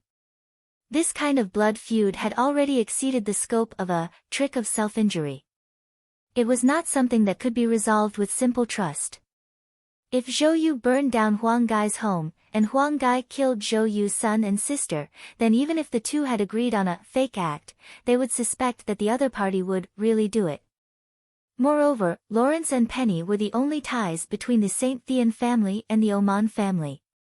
Now that they had been killed, what reason did Mr. Oman have to believe that Earl Oman would stand on his side? But what puzzled Colin was, why would the meticulous Mr. Oman allow Earl Oman to kill Lawrence and Penny, and even lead the Oman family's army to the house of St. Hilda? Since Mr. Burr had already planned to sacrifice Fallen Eagle City, he should have guessed that Earl Oman would break off relations with the house of St. Thean. Could it be that he did not make preparations in advance? At the very least, he should not have allowed Earl Oman to switch sides and strengthen the enemy. At this moment, footsteps could be heard outside the tent. Following which, Count Oman quickly walked in. "I heard that His Excellency the Duke was murdered. Is that true?" Earl Oman asked anxiously as soon as he entered. Then, he saw the coffin in the middle of the tent. Suddenly, Earl Oman froze on the spot, as if he had been struck by lightning. It was as if he could not accept the news of the Duke of St. Hilda's death. Colin rolled his eyes at the sight of this. Forcing it was too awkward. "Your Grace." Earl Oman rushed to the side of the coffin, but when he saw the Duke's body, he was stunned. This is the Duke's body. Is there a mistake? This is clearly an ordinary stone sculpture. Colin was getting more and more frustrated. The pit that the Morrison family had dug for him could no longer be filled. Thus, he ignored Earl Oman's question. Instead, he looked straight into Knight Nelson's eyes and asked in a low voice. "Knight Nelson, does this mean that you have decided to fight to the death with the dwarves here?" "Yes," Knight Nelson nodded and said concisely. He was firm and resolute. Then, Colin turned to look at Knight Lewis. Knight Lewis lowered his head and avoided Colin's gaze. It seemed like he had decided to support Nelson's decision. Colin glanced at Knight Cambenin. Only then did he realize that this knight had not expressed any opinion. Although Knight Cambenin had always been a man of few words, how could he not say anything when it came to such an important decision? Seeing Colin's gaze, Knight Cambenin stared straight into Colin's eyes, as if trying to convey some sort of message. "All right." Colin suddenly smiled. "Then I wish you, Knight Nelson, a great victory over the dwarves.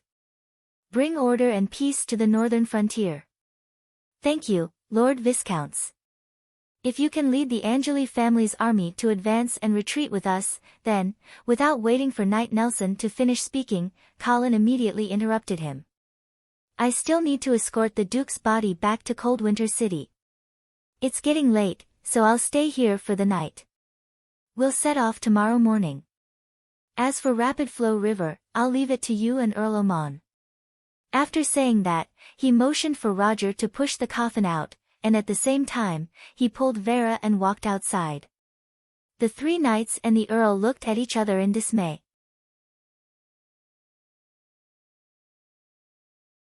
Chapter 242. The dim candlelight and the open coffin made the atmosphere in the tent a little gloomy. Colin, Vera, and Scholar Dwayne surrounded the coffin with a dignified expression on their faces. "This is indeed not my father's body," Vera said with certainty. "There is no arcane fluctuation on it at all. It is just an ordinary stone sculpture. If it is really a petrified body, it is impossible for such a situation to occur." Colin slammed his palm on the coffin lid and said angrily, "It must be the Morrison family's doing." Vera frowned and asked doubtfully, "But why would the Morrison family do this? What is the use of stealing my father's body?"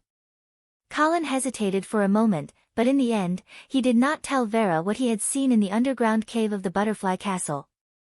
After all, it was related to his biggest secret. Even if she was his wife, Colin was not willing to be honest with her. At least, not now. I suspect that the Morrison family has a secret relationship with Knight Nelson and the others, Scholar Dwayne said. Huh? Colin was slightly surprised and quickly asked, why do you say that? Scholar Dwayne said unhurriedly, Lord Viscount, did you notice that when Knight Narson said that he wanted to pay his respects to the Duke's remains, it was right after you suggested that we retreat to Coldwinter. It is as if he already knew that as long as we open the coffin, we will see a body that has been replaced. This will make it impossible for us to completely confirm the death of the Duke. In this way, Knight Nelson and the others will have a reason to reject Miss Vera's suggestion. Colin nodded with a dignified expression.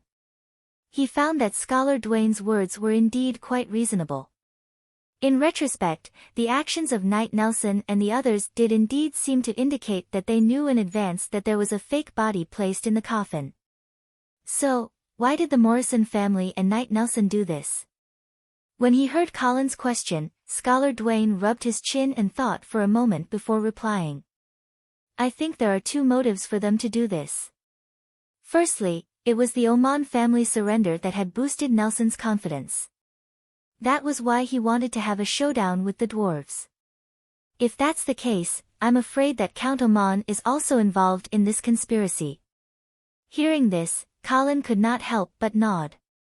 He recalled Earl Almond's pretentious behavior when he saw the coffin, as if he had already known that the Duke's body was fake. Secondly, Scholar Dwayne continued, if Knight Narson and Count Oman really defeat the dwarves, they will become the true heroes of the northern frontier. When the time came, he might even have to ask for their opinions on who would become the Dukes of the North.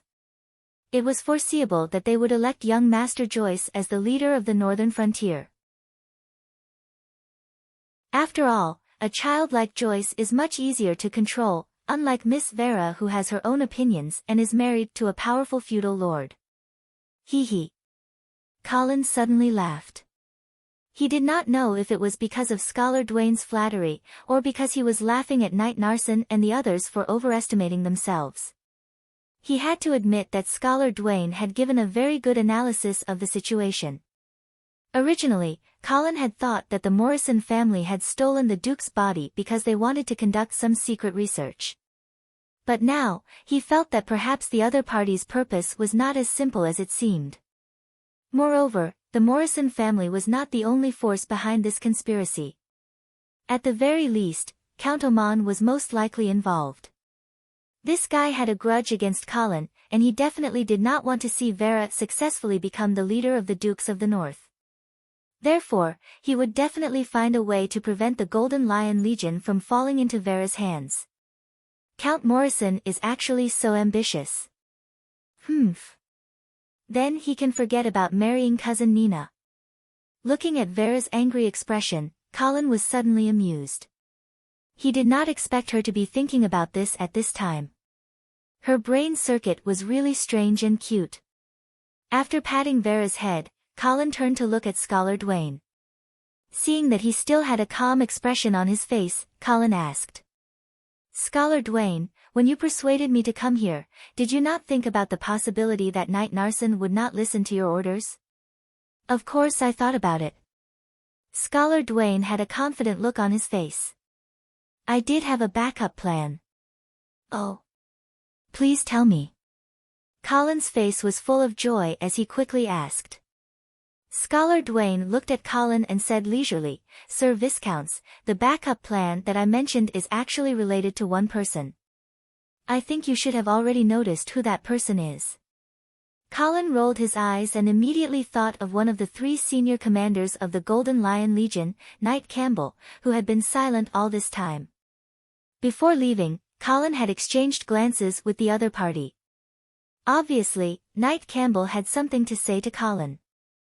Are you talking about Knight Campbell? That's right. Scholar Dwayne snapped his fingers and explained, in fact, when the Duke appointed the commander of the Golden Lion Legion, he already had a plan in mind. You should also be able to see that Knight Campbell is obviously not on good terms with Knight Narson and Knight Lewis. No, it is not as simple as that. Actually, Knight Cambanine and Knight Narsen did have a grudge against each other.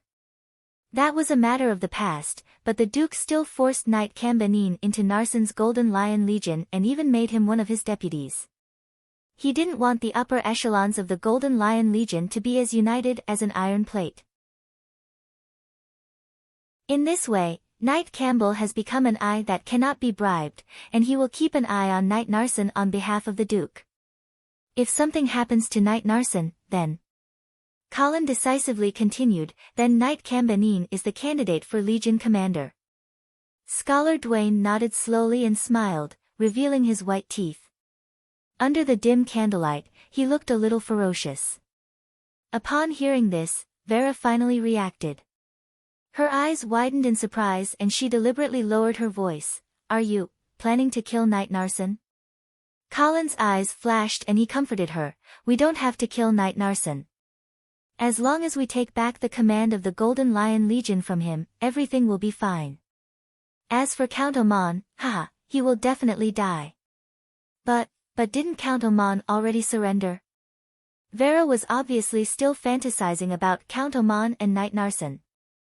Can't we just let Count Oman and Knight Narsen fight against the dwarves?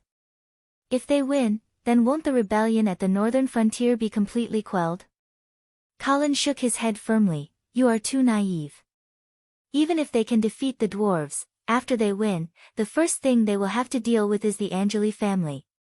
Of course, they will also have to deal with you. Only then will they be able to clear the way for Joyce to take over. Moreover, the Golden Lion Legion is the House of St. Hilda's last bargaining chip. Why should they hand it over to someone else? If they lose this bet, then Winter City will definitely fall. When that happens, the Lord of the Northern Frontier will have to change his surname. Under such circumstances, the safest choice is to retreat to Winter City with the army. We cannot let Knight Narsen lead the Golden Lion Legion into the abyss for his own selfish reasons. Vera nodded silently, but she still could not bring herself to do it. What about Count Oman? Since he has already turned over to us, then there is no need to kill him, right? Colin had no choice but to speak again. Do you still remember when I ran away from home alone and met you at the Mirror Lake camp? Of course I remember. Vera nodded, but she was a little puzzled as to why Colin would bring this up at this time. Do you know why I ran away from home alone? Why? Colin's face was gloomy as he said fiercely, because I was assassinated in my bedroom in the castle. It was an assassination by a knight of the Angeli family. What? Vera was shocked and quickly asked, who was the mastermind? Count Oman. Colin blurted out, I only found out later that my father died at the front line. So, if I had been killed, then the Angeli family's title would have fallen to my sister, Caitlin, and Caitlin, married to Vala Oman. Vera suddenly realized and immediately said with hatred, Count Oman actually dared to assassinate a noble. This is a disgrace to all knights. He should be killed.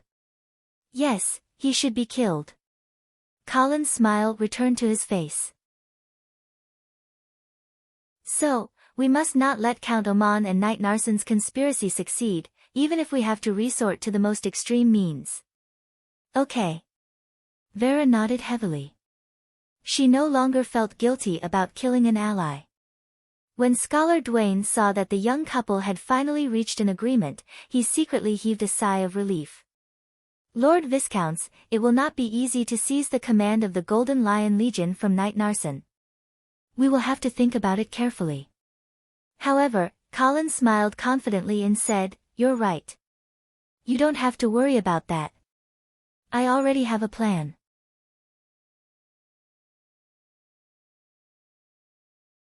Chapter 243. The night was dark and everything was quiet. A figure clad in full armor was striding towards Knight Nelson's tent. Halt! Who are you? Identify yourself. In front of the tent, Knight Narsen's personal guards immediately stopped the unknown armored figure. The armored man calmly took off his helmet. Marquis. Lord Charles. As a direct subordinate of the House of St. Hilda, it was impossible for them not to recognize Charles. However, the personal guards couldn't believe their eyes. They had heard that the eldest son of the Duke of St. Hilda had died in the Troll Empire. How could he appear here? Charles glanced at the shocked guards with an expressionless face and then walked towards the tent. The personal guards didn't dare to stop him. In the tent, Knight Narsen heard the commotion outside. Just as he was wondering why the personal guards let someone in without informing him, he saw Charles's familiar face appear in front of him. Lord Charles, Knight Narsen was also completely dumbfounded. He was clearly shocked by Charles's resurrection. You. Didn't you? Those were rumors that I asked Viscount Angley to spread. Charles spoke, but his tone was strange. It was as though he couldn't speak properly after not speaking for a long time. What's wrong with your throat? Cough, cough. My throat was injured. Colin was helpless. Even though he could control the blood thrall to speak, it took a lot of effort to do so. Moreover, his tone was very strange.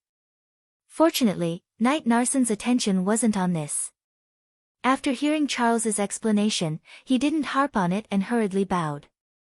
Although Charles had been stripped of his title, he had represented the Duke of St. Hilda in the Golden Lion Legion for a period of time. Therefore, Knight Narsen could be considered his old subordinate. I need you to immediately lead the army back to Chilly Winter, Charles said in a commanding tone. Knight Nelson's expression froze, and he slowly raised his head, the respect on his face gradually disappearing. Lord Charles, I don't know what Viscount Angley told you. Now, we have a chance to fight to the death with the dwarves. Why are we retreating to Winter Castle? Are you sure you can win? Charles asked expressionlessly. Knight Narsen shook his head and said, the situation on the battlefield is ever-changing. Who dares to say that victory is certain? Charles's lips curled into a stiff sneer. Then if you lose, can you bear the responsibility? If I lose, I will atone for my sins with my death. Knight Narsen replied firmly. He. If the Golden Lion Legion dies in this battle, the northern frontier will fall into the hands of the House of St. Theon. Even if you die 1,000 times, you won't be able to atone for your sins. Knight Narsen was silent for a moment, but the look in his eyes became more and more resolute. He shook his head and said, I'm sorry, Sir Charles. The order I received from the Lord Duke was to defend the Riverrun River to the death and not allow the Dawson clan's army to take even half a step forward. Father is already dead. Before seeing the Lord Duke's body with my own eyes, please forgive me for not acknowledging his death. At this point, Colin realized that there was no way to persuade Knight Narsen. Since he couldn't persuade him with words, he would have to use another method. The air in the tent gradually froze. Charles spoke in a cold voice, Narsen, are you determined to fight me to the end? My apologies, Lord Charles. Knight Narsen lowered his head in apology, but he refused to budge. Asterisk clang. Asterisk the next second, a cold glint flashed. Knight Narsen's heart skipped a beat. He hurriedly leaned back, narrowly avoiding Charles's fatal strike. Lord Charles. What are you doing? Knight Narsen clearly didn't expect Charles to kill him without a word. I'm going to kill you, you traitor of the House of St. Hilda. Charles roared as he drew closer with his sword. Seeing the killing intent on Charles's face, Knight Narsen didn't dare to be careless. He immediately drew his sword from his waist and stabbed towards Charles's chest. Knight Narsen's intention was to force Charles to retreat, but he didn't expect Charles to ignore it and continue to charge forward. By the time Knight Narsen realized that something was wrong and prepared to change his move, it was already too late. Lord Charles. Retreat. Charles completely ignored Knight Narsen's warning and impatiently charged towards the cold glint of the sword. Asterisk chi. Asterisk the long sword pierced through Charles's chest. At the same time, Charles's long sword struck Narsen's shoulder, almost severing his right arm. However, Knight Narsen didn't have the heart to care about his injuries. He looked at Charles, who was so close to him, in a daze. My lord. The guards who heard the commotion and came to investigate appeared in the tent. When they saw the scene in front of them, they were also stunned. Knight Narsen killed Charles St. Hilda. Blood flowed out of Charles's mouth like a fountain, but a strange smile appeared on his face. What happened? Knight Canbanon's voice came from outside the tent. Hearing this voice, Knight Narsen painfully closed his eyes. He knew that he was done for. What happened? Count Alman walked out of the tent and looked at the noisy scene in the distance. He asked in confusion. The guards also shook their heads in confusion. Go take a look. Yes. A personal guard immediately obeyed the order and ran towards Knight Narsen's tent. Count Alman was about to go back and wait for news when he saw a figure in full armor walking towards him. Halt! Who is it? The guards immediately went forward to stop her. The armored person decisively took off her helmet, revealing a beautiful face. Cynthia Sudo. Earl Amon recognized his niece at a glance. You've been gone for so long. Where have you been? Uncle, I've been hiding in Ice Stone City. I finally found a big secret of the Angeli family. What secret? Count Alman felt that Cynthia's tone was strange, but when he heard the word secret, his attention was immediately drawn. I discovered that the reason Viscount Angley's strength could increase so quickly was because, Cynthia spoke as she approached Count Alman. When the two were less than 3 steps apart, she suddenly charged forward. A cold light flashed in her hand. It was a dagger. *TCH. The dagger stabbed into Count Alman's abdomen, but a large hand held it tightly, preventing it from going any deeper. Why did you betray me? Count Alman's face was terrifyingly dark as he looked into Cynthia's eyes. However, he did not see any guilt or hesitation in her eyes. There was only a deep and silent coldness, like a beast that had died a long time ago. Bang bang bang. Just as Count Alman was shocked by Cynthia's gaze, a series of earth-shattering footsteps came from behind him. A large armored person charged over like a giant elephant. His personal guards immediately drew their swords to stop him, but they were easily swatted away like flies. Count Alman immediately realized that this was a trap for him. He immediately roared and kicked Cynthia, who was in front of him, away. He turned around and punched out. The golden holy light spread forward like flowing water, forming a solid barrier in front of him. Rumble. The golden barrier shattered in an instant, and Count Alman could only feel his arms creaking under the weight. The wound on his abdomen instantly tore open, and the heart-wrenching pain almost made him lose his footing. Poo. Count Alman could not help but spit out a mouthful of blood, and his body was sent flying by the terrifying impact. As soon as he landed, he ran back without hesitation, shouting at the same time, "I'm sorry." Assassin! This shout was like a spark falling into dry wood, igniting the entire camp. Countless soldiers of the Alman family raised their weapons and charged over, wanting to protect their count. Seeing that the situation was bad, the armored person and Cynthia did not waste any more time and immediately turned to run. Soon, they disappeared into the darkness of the night.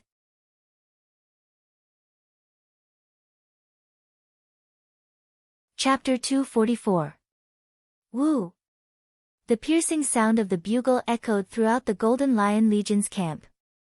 The soldiers who had just woken up from their sleep rushed out of their tents in a mess.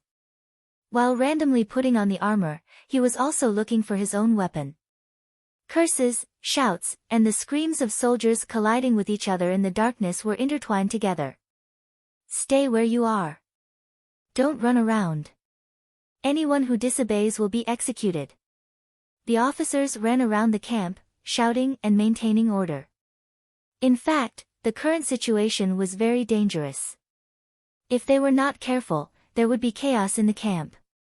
Even if there was no enemy invasion at all, under the spread of panic and in the middle of the night, it was easy for the officers to lose control of the soldiers, leading to the soldiers who were unaware of the situation to kill each other. Fortunately, Colin had made preparations in advance. He had sent the Black Knights to patrol the Golden Lion Legion's camp. If anyone was found to be trying to cause trouble, they would be immediately arrested and severely punished. However, the Oman family's camp was in chaos. In the middle of the night, military orders were not transmitted smoothly. The soldiers did not know what was going on. Moreover, these soldiers were already immersed in the anger and grief of Fallen Eagle City's destruction. They were on the verge of a mental breakdown, and they were only able to hold on because Count Oman had vowed to avenge them. However, in the midst of this chaos, the suppressed anger in the hearts of the soldiers exploded and turned into a hysterical frenzy. Many of the soldiers did not care and cut down anyone they saw. When they were done, they realized that they were not enemies, but their own comrades. This kind of madness spread and became completely uncontrollable. Count Oman was also injured at this time. He was still wondering why his niece, Cynthia, had betrayed him and who was the one who had plotted to assassinate him. He did not stand up in time to calm the people down. By the time he realized that something was wrong, the situation in the camp had already gone out of control. Brother Charles. In Knight Nelson's tent, Vera cried as she threw herself onto Charles's body. She never thought that her brother would come back from the dead and then die again. Nelson. How dare you murder Sir Charles? Colin scolded righteously. At present, Knight Nelson had already been restrained by Knight Cambanine. His eyes were lifeless as he sat on the ground. When he heard Colin's question, the corners of his mouth curled into an ugly, bitter smile. Would you believe me if I said that I didn't want to kill him at all and that he ran into the tip of my sword on his own accord? It was clear that everyone was looking at Knight Narsen as if he was an idiot after hearing his explanation. Knight Narsen also understood that there was no way he could explain himself in this situation. The strangeness of the whole thing was beyond his comprehension. Scholar Dawn's eyes flickered, and no one knew what he was thinking. When Colin told him that there was a way to deal with Knight Nelson, he never thought that the situation would turn out like this. Even though he couldn't figure out what went wrong for Knight Narsen to accidentally kill Charles, the end result was still pretty good. Nelson was done. The Golden Lion Legion was under the direct command of the House of St. Hilda. Regardless of whether it was a mid-level officer or a low-level soldier, their loyalty to the House of St. Hilda was definitely the highest in the northern frontier. Knight Narsen had actually killed the eldest son of the House of St. Hilda. This kind of evil deed meant that he had completely lost his appeal in this army. At this time, many of the soldiers of the Golden Lion Legion hated him to the bone and were looking for an opportunity to kill him to avenge Charles. At this time, the turmoil in the Oman family's camp was getting more and more serious. Screams and sounds of slaughter could even be heard here. Colin frowned as he listened for a while. Puzzled, he asked, "What's going on?" The assassination attempt on Earl Oman had failed, which made Colin rather disappointed. Count Oman was too vigilant. Even Cynthia couldn't succeed in a sneak attack. Moreover, this person's strength was indeed formidable. He was actually able to escape from the hands of the 5th-rank warrior, Prince Malvi. But after the assassination attempt failed, the blood thralls had already retreated. Why was it getting more and more chaotic over there? Scholar Dwayne listened for a while and judged, there should be a whistle in the camp. A whistle in the camp? Colin immediately trembled. He had heard of the terror of a whistle in the camp. If it wasn't handled well, the casualties caused by a whistle in the camp would be no less than a crushing defeat. Thus, Colin immediately ordered, "Knight Lewis, please immediately go and maintain order. Don't let the panic of the Oman family's army spread to the Golden Lion Legion. Remember, your mission is to guard the Golden Lion Legion's camp. If Count Oman asks for help, you must not send any troops. If any of the soldiers rush into our camp, please don't be lenient. Kill them all without mercy." Knight Lewis hesitated for a moment, but under Colin's aggressive gaze, he nodded and said, "Yes." At this time, he understood the situation clearly. Knight Narsen was completely finished. Obviously, Knight Campbell would take over the position of Legion Commander, and the Golden Lion Legion would be controlled by Colin and Vera. Under such circumstances, Knight Lewis had to make a choice. And his choice was not unexpected. After Knight Lewis left the tent, Knight Narsen finally raised his head and stared at Colin. His eyes seemed to have regained some of their vitality. The knight, who was at the end of his rope, said in a deep voice, "Viscount Angley, do you still insist on withdrawing the Golden Lion Legion to Coldwinter City?" "Yes." Knight Narsen nodded when he heard this, as if he had finally accepted reality. He said frankly, "Did you know? Before you arrived here, I received a mysterious letter. The letter said that the Duke is not dead and asked me to carefully examine the Duke's body." "Oh." Colin's expression changed, and he quickly asked, "Who sent the letter to you?" Knight Narsen slowly shook his head. There was no signature on the letter. Colin frowned. Just as he was about to ask again, Knight Narsen said, "Sir Viscounts, can you tell me if the Duke is really dead?" "Yes." Colin nodded solemnly. "I can swear on the honor of the ancestors of the Angeli family that the Duke has unfortunately passed away."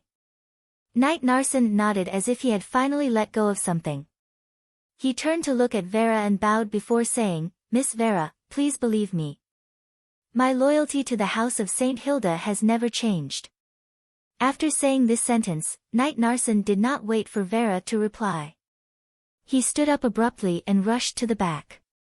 Knight Campbell was holding his sword against Knight Narsen's back, and he was caught off guard when he realized that his sword had already pierced through Knight Narsen's chest. Knight Narsen turned to his old rival with a cruel smile on his face. "Cambanine, you've been dreaming of this day for a long time, haven't you?" After that, he turned around again and said to everyone in front of him, "Whether you believe it or not, Charles died like this." Chi! Knight Campbell pulled out his sword and Knight Narsen slowly fell to the ground. Soon, he was no longer breathing.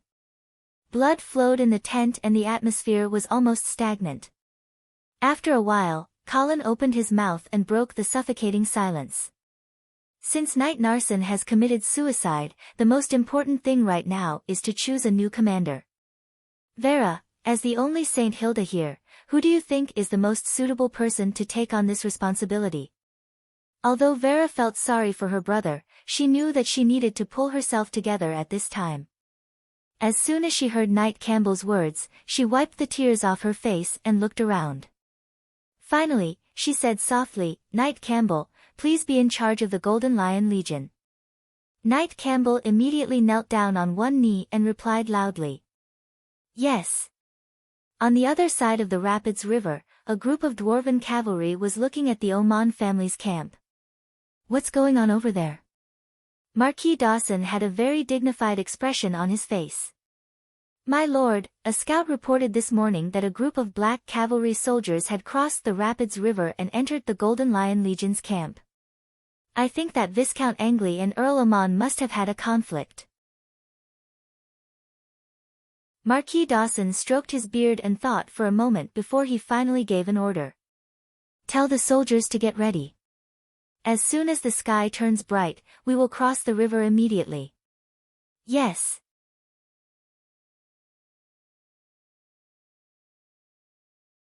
Chapter 245. The light of dawn dispelled the darkness and dispelled the fear that enveloped the hearts of the people. The chaos in the Oman family's camp finally subsided. However, when Colin sent out a messenger to search for Count Oman, he was nowhere to be found. "What? He ran away?" "Yes, Lord Viscounts. Not only Count Oman, but the Oman family's army is also moving towards the south." Colin sneered. This Count Oman must have been born in the year of the rabbit. How could he run so fast? However, from this, it could be seen that Count Oman was indeed extremely vigilant, and had fled very decisively. Last night's assassination, the other party probably guessed that Colin was the one who ordered it. However, how could Colin let this enemy off so easily? He immediately ordered, "Knight Cambanine, please immediately mobilize the army and chase after Count Oman." "Yes." Cambanine could tell that Vera completely followed her husband's orders. Therefore, Colin was now the true commander of this army. But before night Cambanine could leave the tent with his orders, he saw a messenger hurrying over and reporting. "My lord, there are strange movements from the enemy on the other side of the Rapids River. I'm afraid they are planning to cross the river." "What?" Colin was shocked and quickly said to Cambanine, "Don't worry about Count Oman for now. Gather the soldiers and prepare to fight the Dawson family." "Yes." When Colin and the others arrived at the rapids, they saw more than a dozen strange-looking boats connected by iron chains, coming down the river from upstream. The surface of the ship was very wide, and the draft was very deep. It seemed that a very heavy object was used as the ballast. The roof of the ship was raised high, forming a triangle on the deck of the ship. When these ships were connected together, it was as if a wide corridor had been added to the river. Colin immediately saw that the enemy was preparing to build a pontoon bridge. He immediately ordered the archers to shoot arrows into the river. Whoosh whoosh whoosh, the Golden Lion Legion stood on the south bank of the Rapids River and continuously shot arrows into the river. However, the effect was not ideal. The arrows were all blocked by the thick canopy and did not cause much damage. At this time, the dwarven ships had also arrived at the predetermined position. They dropped their anchors and threw out two thick iron chains. The soldiers who had been waiting on the other side immediately rushed up and nailed one end of the iron chain to the ground. However, this only secured one end of the pontoon bridge. The south end had yet to be secured. At this time, the pontoon bridge was like a headless snake. One end was fixed to the north bank, while the other end was still a short distance away from the south bank. It was constantly swaying with the flow of the water. Just as Colin was wondering if the other party had miscalculated the width of the river and caused the pontoon bridge to be shorter, another large boat floated down from upstream. The ship was full of armored dwarven infantrymen with huge shields in their hands. At this moment, Colin realized that this large ship could fill the gap between the pontoon bridge and the south bank. Clearly, the giant shield infantry on this ship should be the vanguard of the crossing. Crack crack. The large ship gradually moved into position, and the pontoon bridge was officially formed. Colin was dumbfounded. Clearly, he did not expect the dwarven craftsmen to have reached such a level. However, the dwarves were indeed talented in forging, construction, and civil engineering. At this moment, the pontoon bridge was already formed. It was not possible for the Golden Lion Legion to cause large-scale casualties to the dwarves on the river. However, the real difficulty of crossing the river was how to gain a foothold on the opposite shore. Therefore, the decisive moment of this battle had not yet arrived. However, the smooth progress of the early preparations had greatly boosted the morale of the dwarven soldiers. Deafening cheers could be heard from the northern shore of the Rapids River. Marquis Dawson looked at the pontoon bridge on the river and revealed a satisfied smile. He felt that he had already grasped the corner of the Goddess of Victory's clothes. As long as he continued to hold on, he would be able to kiss her. Marquis Dawson smugly waved his hand and ordered, "Beat the drums. Cross the river."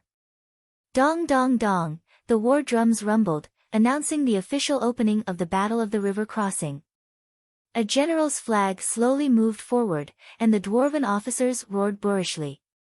Squads of dwarven soldiers wielded swords, spears, and shields as they walked onto the pontoon bridge and rapidly advanced to the southern shore.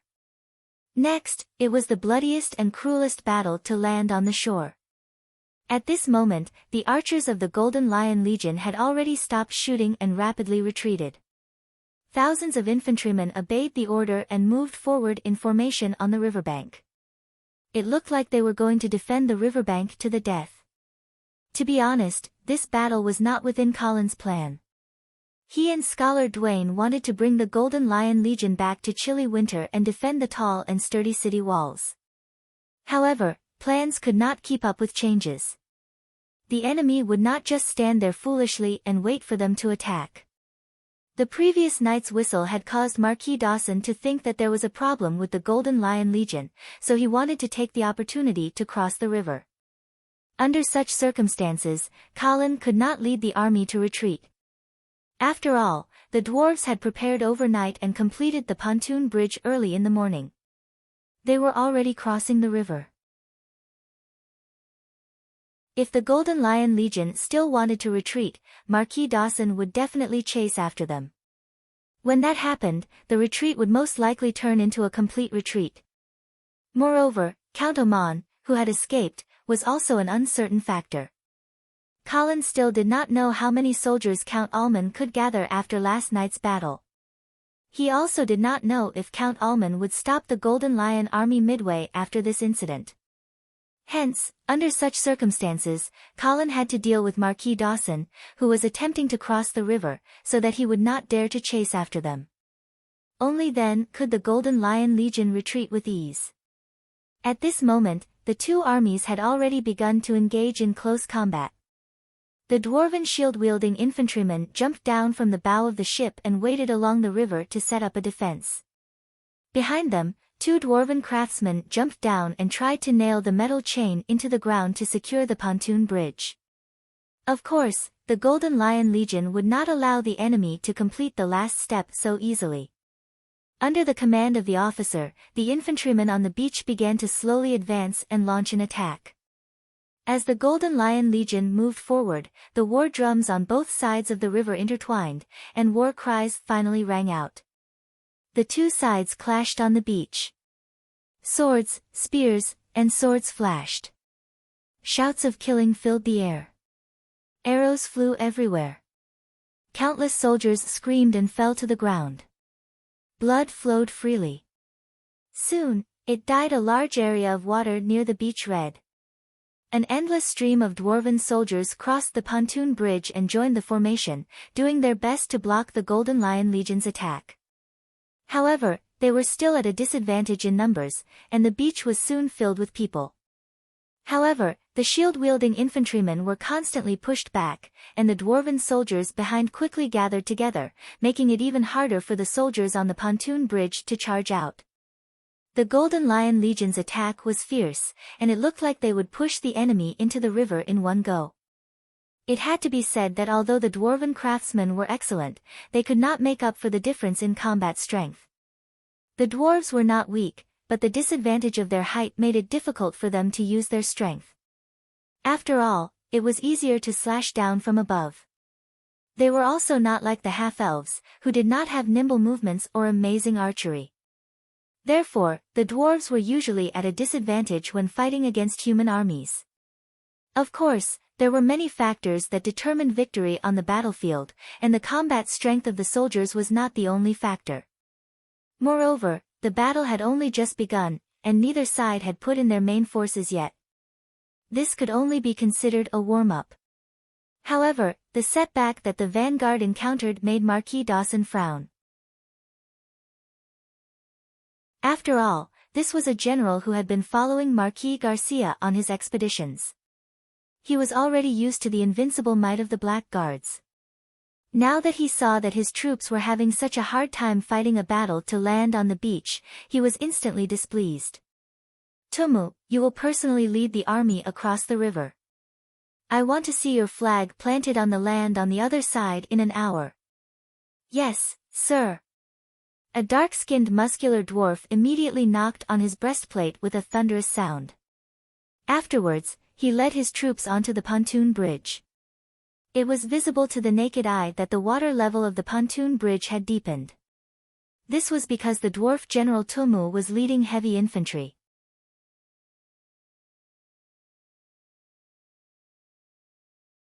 Chapter 246.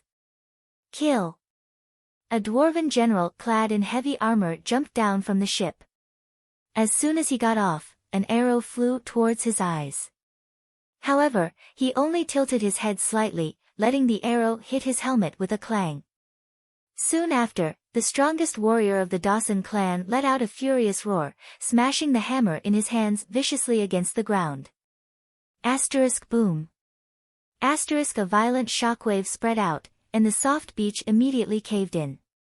It was as if a giant underground beast had opened its mouth and swallowed the hundreds of Golden Lion Legion soldiers. Tomo laughed maniacally, roaring like a beast. "Charge! Tear these humans to shreds!" This valiant warrior of the 5th rank greeted the Golden Lion Legion in his own way as soon as he appeared. A large gap was torn open in the Golden Lion Legion's dense formation. Tomo led the charge, and the dwarven heavy infantry behind him roared as they charged into the Golden Lion Legion's formation. The Golden Lion Legion's front line was constantly pushed back by the dwarven heavy infantry. Their swords and bows were unable to break through the defense of the heavy armor. In order to cause any damage to the dwarven heavy infantry, they needed a special weapon, a warhammer.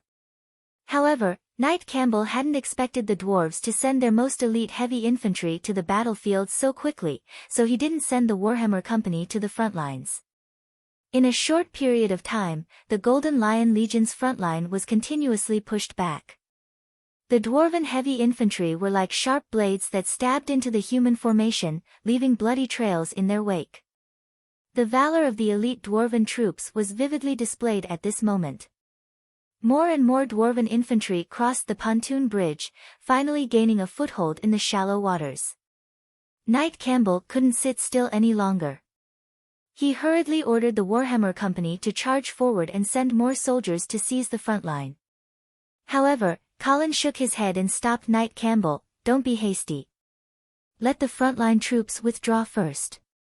The front line will be given to the dwarves."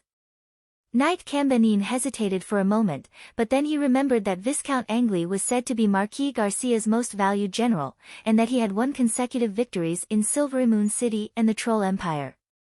Of course, he wasn't a layman who didn't understand military affairs. "Yes." Wizard Cusius, who had been pretending to be invisible, suddenly spoke up. "Viscount Angley, if you need me, I can help you destroy the dwarves' pontoon bridge." Colin was surprised as he turned around and looked at Vera's teacher from head to toe. After a short while, he smiled and said, "What is the price that you have to pay to help me?" "There's no price." Cusius smiled and shook his head, his face full of sincerity. However, Colin thought to himself, free is the most expensive. He didn't know what Wizard Kudos was planning, but he didn't let his guard down.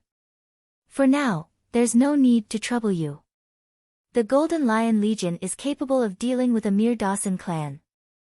In fact, Colin's plan was to let a portion of the dwarven army cross the river and then attack them halfway. In this battle of resistance, his plan was to give the Dawson clan a painful beating.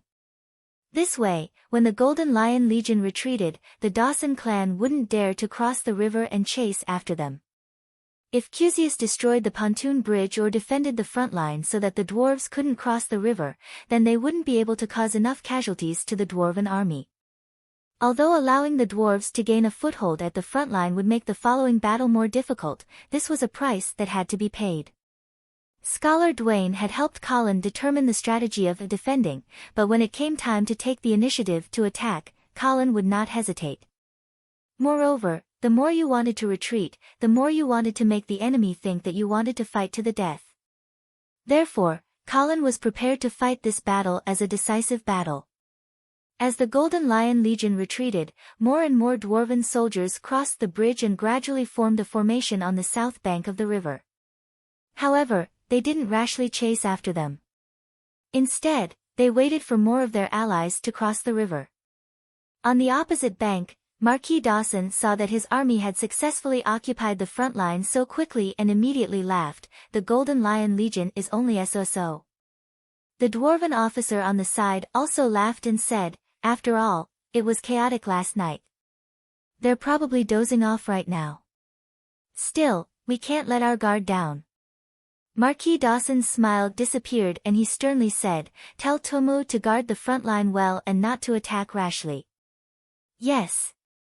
After the bloody battle at the beginning, the battlefield suddenly quieted down, as if it had entered the intermission period. More and more dwarves crossed the river. In the afternoon, the number of dwarves crossing the river had exceeded 10,000. Moreover, they began to build simple fortifications on the front line, preparing to build a bridgehead. Of course, the Golden Lion Legion wasn't idle either. Colin first let the soldiers eat their fill. Then, he arranged for some sentries to guard against any sudden attacks from the dwarves. After that, he let the main force return to the camp to catch up on sleep. After all, after the chaos last night, most of the soldiers weren't in their best condition. Colin saw that the dwarves were busy crossing the river and building fortifications, so he let his soldiers rest and recover their energy. Originally, he was worried that the dwarves would send out small groups to harass them, but until 2 or 3 o'clock in the afternoon, the dwarves still didn't have any intention of attacking. Colin immediately understood that Marquis Dawson on the opposite bank was a cautious and conservative commander. This could be guessed. After all, Marquis Dawson was mainly in charge of logistics in the Black Cavalry. Of course, he couldn't have a radical personality. Being cautious and conservative wasn't a weakness, but if he was too cautious and hesitated when seeing a suitable opportunity, then the opportunity would slip through his fingers. Moreover, in Colin's opinion, if Marquis Dawson really chose a conservative strategy, then he shouldn't have chosen to cross the river.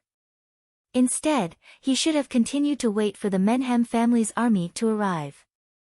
Once he chose to cross the river, he would be at a disadvantage strategically. This was because the Rapids River would naturally divide the dwarves' army into two parts. It was impossible to rely on the pontoon bridge to connect the two parts of the army together. Now, it seemed that the dwarves' crossing of the river was going smoothly. However, when the Golden Lion Legion launched their attack, they would taste the pain of not being able to advance and not being able to retreat. Marquis Dawson would also understand that he had missed the best opportunity to defeat the Golden Lion Legion. At 3 o'clock in the afternoon, the Golden Lion Legion had already finished their sleep and regrouped. Colin held Vera's hand as they stood on a temporarily built platform. There were 2 coffins beside them. One of them contained the body of the Duke of St. Hilda, and the other contained the body of Charles St. Hilda. The reason why the 2 bodies were placed in quotation marks was because they were not real bodies. The body of the Duke of St. Hilda was a stone statue that had been swapped out, and Charles St. Hilda was not completely dead yet. "Go ahead," Colin said as he let go of Vera's hand. His eyes were full of encouragement. Vera nodded gently before she walked to the front of the platform alone. The 2 coffins were placed behind her, and the afternoon sun shone through the clouds. It seemed as though she was covered with a layer of holy halo. "My father is dead. My brother is dead as well." Vera's clear but firm voice spread throughout the wilderness through a sound amplification spell. Just these 2 sentences were enough to make the Golden Lion Legion's soldiers feel ashamed. They had always claimed to be the shield of St. Hilda, but they had never succeeded in protecting their lord. Vera continued speaking, "However, I believe that my father and my brother did not hold any grudges before they died. This is because, just like all the other St. Hildas, they swore to protect the northern frontier. They were willing to sacrifice their lives for the northern frontier. So am I. No matter how strong the rebels are, no matter how terrible the enemy is, I will never allow the people of the northern frontier to fall into endless war. I will never allow this land to be filled with evil and killing. Warriors of the Golden Lion Legion, are you willing to fight with me for the northern frontier? We swear to protect the northern frontier." Knight Campbell shouted as he stood below the platform. "We swear to protect the northern frontier.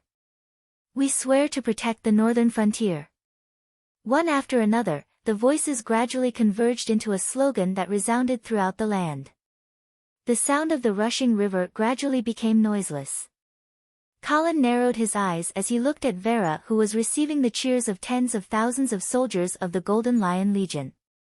In a trance, he seemed to see the figure of another woman, the half-elf queen, Aisha Miller. It seemed that Vera had indeed learned a lot from her time in Silvermoon City. Colin firmly believed that with the passage of time and the richness of her experiences, Vera would gradually grow into a qualified ruler of the northern region.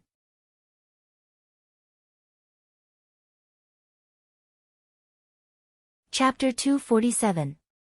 The sky suddenly turned gloomy. The sun seemed to have sensed the impending war and was so scared that it hid in the dark clouds. The air pressure suddenly became very low, so low that it was difficult to breathe. This kind of suffocating feeling made people want to find something to vent. At this time and place, killing people was undoubtedly a good way to vent. Dong dong dong. In the dull sound of military drums, the vanguard of the Golden Lion Legion began to approach the dwarves' position on the river bank. Then, when they were about 500 steps away, they suddenly accelerated and charged forward. Wild howls resounded throughout the earth. Tall and strong figures wearing heavy armor and holding swords rushed towards the dwarves' neatly arranged shield wall like monsters from the wilderness. Some of them were directly pierced by the spears, some were bounced back by the shield wall, and some broke through the wall with brute force. This decisive battle started very suddenly, but it was particularly decisive. As soon as the battle started, it was over and the bloody and cruel climax was presented in front of everyone. Vera's mobilization before the battle and the two corpses in the house of Saint Hilda had completely ignited the courage in the hearts of the soldiers of the Golden Lion Legion. Therefore, as soon as the battle started, they rushed to the enemy's position like wild beasts that had broken free from their shackles and vowed to avenge the two Saint Hildas. Of course, the dwarves' counterattack was also fierce. For thousands of years, the dwarves had been a vassal race of humans. Generation after generation, they were engaged in forging, construction, brewing, and other chores to serve and contribute to humans. They were conscientious, but they were not without complaints. Before the establishment of the Empire of Light, the dwarves had their own independent country. However, when the Holy Knights were invincible, the dwarves had to lower their proud heads in order to continue their race. Now, a once-in-a-lifetime opportunity had appeared in front of them. The northern frontier was in chaos, and the Saint Thean family and the San Lorenzo family had reached a tacit agreement to give the dwarves a chance to establish their own country. Such an opportunity was the only relief that the dwarves of the past had been searching for. It was the only hope for them to bathe in the supreme glory of the dwarf king. Therefore, every dwarf warrior was willing to sacrifice everything for this opportunity. When enemies meet on a narrow path, the courageous would win. The two sides were like two red-eyed fighting bulls, completely entangled with each other, vowing to decide the victor. The battle cries grew louder and louder, and the battle became more and more desperate. More and more people fell, but more and more people rushed forward. Blood began to flow freely, and life was quickly fading away. Rumble. A bolt of lightning pierced through the sky, followed by the deafening sound of thunder. Not long after, raindrops began to fall. Of course, this little drizzle was unable to extinguish the intense flames of war on the southern bank of the river. At this time, both sides were completely entangled. The flowing blood and the corpses on the ground stimulated the ferocity of the soldiers, turning them into beasts that only knew how to kill. Suddenly, as if there was a cold current, the raindrops that fell on the dwarves' position suddenly turned into sharp icicles. If there was no armor on their heads, they would immediately be smashed to pieces. When the soldiers of the Golden Lion Legion saw this, they burst into cheers and their attacks became much fiercer. This was because they knew that Miss Vera was fighting side by side with them. However, this spell didn't last for long. Vera, who was at the rear, had already begun to pant, and her blonde hair was beginning to turn white. "Well, you can rest for a while. Leave the rest to me," Colin said as he held Vera's cold hand. Vera was stunned, and then she saw that Roger had already led 1,000 black cavalry soldiers to gather behind Colin. "Are you going to attack?" Vera was worried and she wanted to dissuade him, but she didn't know what to say. Colin nodded with a firm expression on his face, "Of course. I am also a knight of the northern frontier, and it is my duty to protect the northern frontier." Vera's eyes instantly turned red, and in a trance, she felt as if she had returned to a year ago. At that time, they were also on the banks of the Rapids River, and they were being chased by the Demon Wolf cavalry. At that time, Colin had also taken the initiative to stand up and take the lead to rush to the front, and he had almost lost his life because of it. Then you must be careful. Vera did not try to dissuade Colin. Instead, she took the initiative to step forward, tiptoed, and gave him a deep kiss. It was a little salty. After their lips parted, Colin saw that Vera's face was covered in tears. If you die in battle, I will follow you and return to the arms of the God of Light. Colin's heart was filled with warmth as he listened to Vera's solemn promise. He believed that Vera was serious when she said this. Suddenly, Colin realized that there was a woman in this different world who was willing to sacrifice her life for him. Don't worry, Colin said with a smile. I am afraid that the person who can kill me has not been born yet. At this time, Knight Campbell seemed to be influenced by Colin's behavior, and he immediately shouted, Lord Viscounts, please allow me to fight by your side. Colin raised his eyebrows, and he was somewhat impressed by the new commander of the Golden Lion Legion that he had just promoted. It seemed that he was indeed a loyal follower of the House of St. Hilda. However, Colin slowly shook his head and said, The Golden Lion Legion needs a commander, Knight Campbell. Please let me have the glory of the Golden Lion Legion. Yes, Lord Viscounts. Knight Campbell slammed his fist on his chest and bowed respectfully to Colin. From this moment onwards, he began to truly recognize Colin. Originally, Knight Campbell had some opinions about Colin.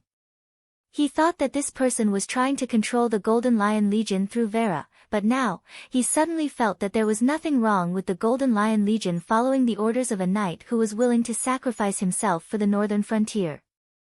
Lord Viscounts, do you need my help to destroy the pontoon bridge on the river? At this time, the mage Cusius stood up again. Colin turned around and looked at the white-robed mage, but he still refused with a smile. I am sorry, Sir Mage. This is a battle that belongs to the knights. The more Cusius took the initiative to please him, the more Colin wanted to keep a distance from him. Moreover, destroying the pontoon bridge at this time would be a foolish action. A pontoon bridge would not make the flowing river smooth. Even if it was intact, the dwarves would not be able to send a large number of troops across the river in a short time. However, if the pontoon bridge was destroyed, it was equivalent to completely cutting off the path of retreat for the dwarves who had already crossed the river. Wouldn't this be giving the other party a chance to fight to the death? Of course, Colin was not sure if the dwarves on the south bank would have the courage to fight to the death, but he was not willing to take the risk. After rejecting Cusius' good intentions, Colin immediately turned around and ordered the cavalry gathered behind him. Black cavalry, dismount. The soft soil of the river was not suitable for cavalry to fight. However, the dismounted black cavalry was still the strongest army on the northern frontier. After hearing Colin's order, more than 1,000 black cavalry soldiers dismounted without hesitation. Colin asked loudly, without your war horses, do you still dare to charge with me? Yes. More than 1,000 black cavalry soldiers shouted in unison. There was no hesitation, no fear, only an indomitable will to win. Good. Colin used a deep gaze to slowly scan the faces of every black cavalry soldier, then let us use facts to prove that the secret of the black cavalry's invincibility is not war horses, but courage and faith. Yes. Black cavalry, listen to my command. Colin drew his blade of judgment and roared. Kill.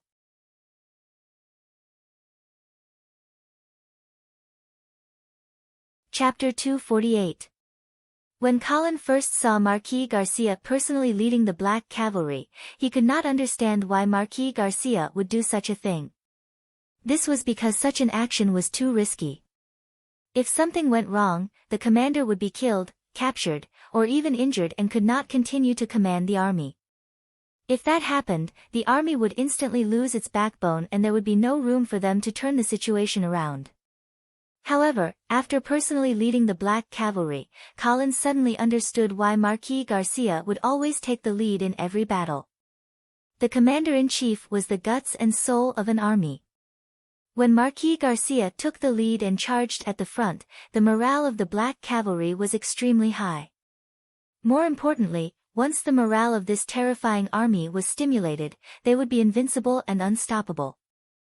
There was no need to worry about the commander being injured in the charge. After Colin tried to lead the black cavalry several times with his immortality, he was deeply addicted to the feeling of leading the black cavalry. The exhilaration of tearing apart the enemy formation like a hot knife through butter was as addictive as nicotine. At this time, the 1,000 black cavalry soldiers dismounted from their horses and fought on foot. However, under the personal leadership of Colin, they still showed a daunting momentum and rushed towards the dwarves like a sharp arrow leaving the bow. Because Colin was wearing a bright armor and there were people holding the commander's flag beside him, the soldiers of the Golden Lion Legion also knew that Vera's husband, Viscount Angli, had personally joined the battle. Therefore, the morale of the soldiers of the Golden Lion Legion was suddenly stimulated. The situation of the battlefield changed almost visibly, especially when Colin personally led the black cavalry to tear through the dwarves' first line of defense in an almost unreasonable way. It was as if the first domino had been pushed down. For a time, the dwarven army began to retreat step by step. The battle entered the most tragic stage. The river bank was covered with corpses, and the river was completely dyed red. The unknown ferocious fish in the water excitedly jumped out of the water and enjoyed the bloody feast. The retreat of the dwarven army forced the soldiers at the back to retreat uncontrollably. However, if they retreated any further, they would be forced to retreat into the turbulent river. Seeing that the situation was about to collapse, General Tumu, whom Marquis Dawson had high hopes for, stood up. "Don't retreat. Follow me, go forward, go forward." Boom! Boom! Boom! Tumu raised the giant hammer in his hand and repeatedly smashed it on the ground, creating a deep pit. A huge shock wave spread out in all directions, disrupting the formation of both sides, but it also stopped the momentum of the Golden Lion Legion's charge. Tumu's violent posture immediately attracted Colin's attention. Although he had always believed that unless one reached the sanctuary realm, the role of high-ranking professionals in a war was limited. However, in a situation where both sides were evenly matched, the terrifying combat power of high-ranking warriors could still greatly boost morale and even turn the tide of the battle. Therefore, Colin immediately locked onto this dwarf warrior as his target. Tumu also saw Colin, who was not far away in bright armor. Although he did not recognize Colin, he knew that he was a big fish. Thus, he roared and took heavy steps forward. Like a monster made of steel, he rushed over. Colin sneered, holding his sword with both hands and meeting him fearlessly. Asterisk bang bang bang. Asterisk Tumu's footsteps became heavier and heavier, and the footprints behind him became deeper and deeper. It was as if his weight was constantly increasing as he charged. In the end, the whole earth seemed to tremble with his footsteps. However, Colin was not afraid at all, nor did he dodge. 100 steps. 50 steps. 20 steps. He was getting closer, even closer. Colin could clearly see the bloodthirsty and ferocious smile on Tumu's face. However, in the next second, he suddenly stopped his charge. This change from extreme movement to extreme stillness made Tumu slightly stunned. However, driven by inertia, Tumu could no longer stop. There was no need for him to stop. In Tumu's opinion, this human general was scared. However, at such a distance, whoever was scared would die. Tumu let out a crazy laugh, raising the giant hammer in his hand high, as if he could already see the scene of Colin's head being smashed by him in the next second. Asterisk bang. Asterisk Tumu took the last step, and his body leaped high. The giant hammer in his hand was like a meteorite falling from the sky, smashing towards Colin. However, at this moment, a huge figure suddenly rushed out from behind Colin. His whole body was covered in black armor, not revealing a single bit of skin. He held a shield in his left hand and a spear in his right. His whole body was like a towering mountain standing in front of Colin. Asterisk boom. Asterisk there was a loud noise. Tumu's giant hammer smashed heavily on the armored man's giant shield, and the heavy steel shield was even smashed deeply. The huge impact caused the armored man's legs to sink deeply into the mud of the river bank, but his body was as steady as Mount Tai. A trace of astonishment and a touch of seriousness flashed in Tumu's eyes. However, in the next moment, his face was instantly filled with fear. This was because a long spear pierced out from behind the giant shield like a dragon out of the water, and Tumu, who was still in mid-air, could not dodge it. Asterisk chi. Asterisk the long spear pierced through Tumu in mid-air.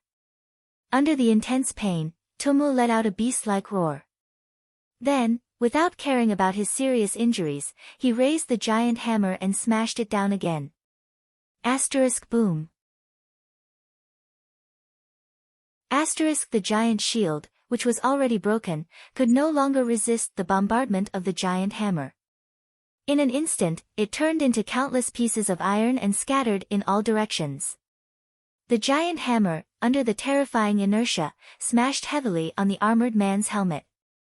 The helmet was instantly deformed, and blood gushed out like a fountain. However, the armored man did not seem to feel any pain. He waved his spear and smashed Tumu into the ground, then stepped on him. Tumu only felt that his armor was groaning under the heavy weight of the opponent's giant foot. However, he just noticed that under the twisted helmet, there was a bit of dark green skin and a glimpse of ferocious fangs. The opponent was a troll warrior. Tumu was full of doubts. Why would a troll help the Golden Lion Legion? Surrender, and I'll give you face. Colin's cold voice sounded. Bah! Tumu spat out a mouthful of blood, and said disdainfully, only dead dwarven warriors don't surrender, bang. Colin kicked Tumu's head heavily, knocking him out. Tumu's fall was a fatal blow to the dwarven army's morale. Under the circumstances where Marquis Dawson had not crossed the river, this fifth-ranked dwarf warrior was the backbone of the dwarven army on the south bank. At this moment, seeing that the incomparably valiant General Tumu had been stepped on, and it was unknown whether he was dead or alive, panic immediately began to spread among the dwarves. And when the battle reached its climax, such panic was fatal. On the Golden Lion Legion's side, their morale was greatly boosted. The soldiers fearlessly charged forward, charging forward, and charging forward again.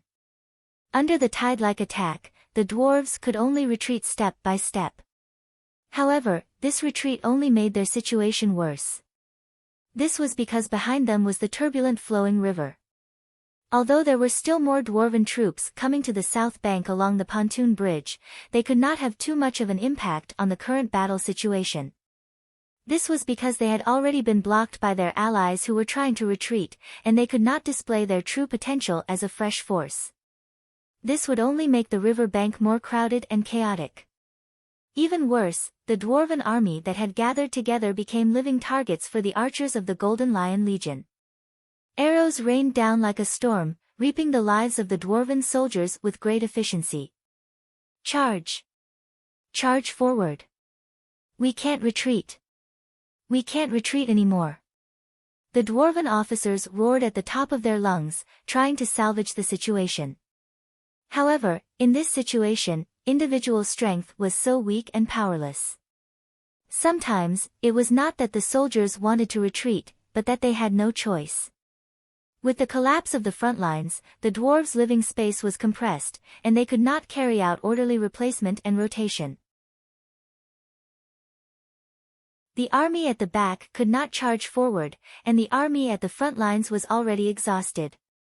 A large-scale rout was already unstoppable. Splash, splash, dwarven soldiers had already begun to be pushed into the water.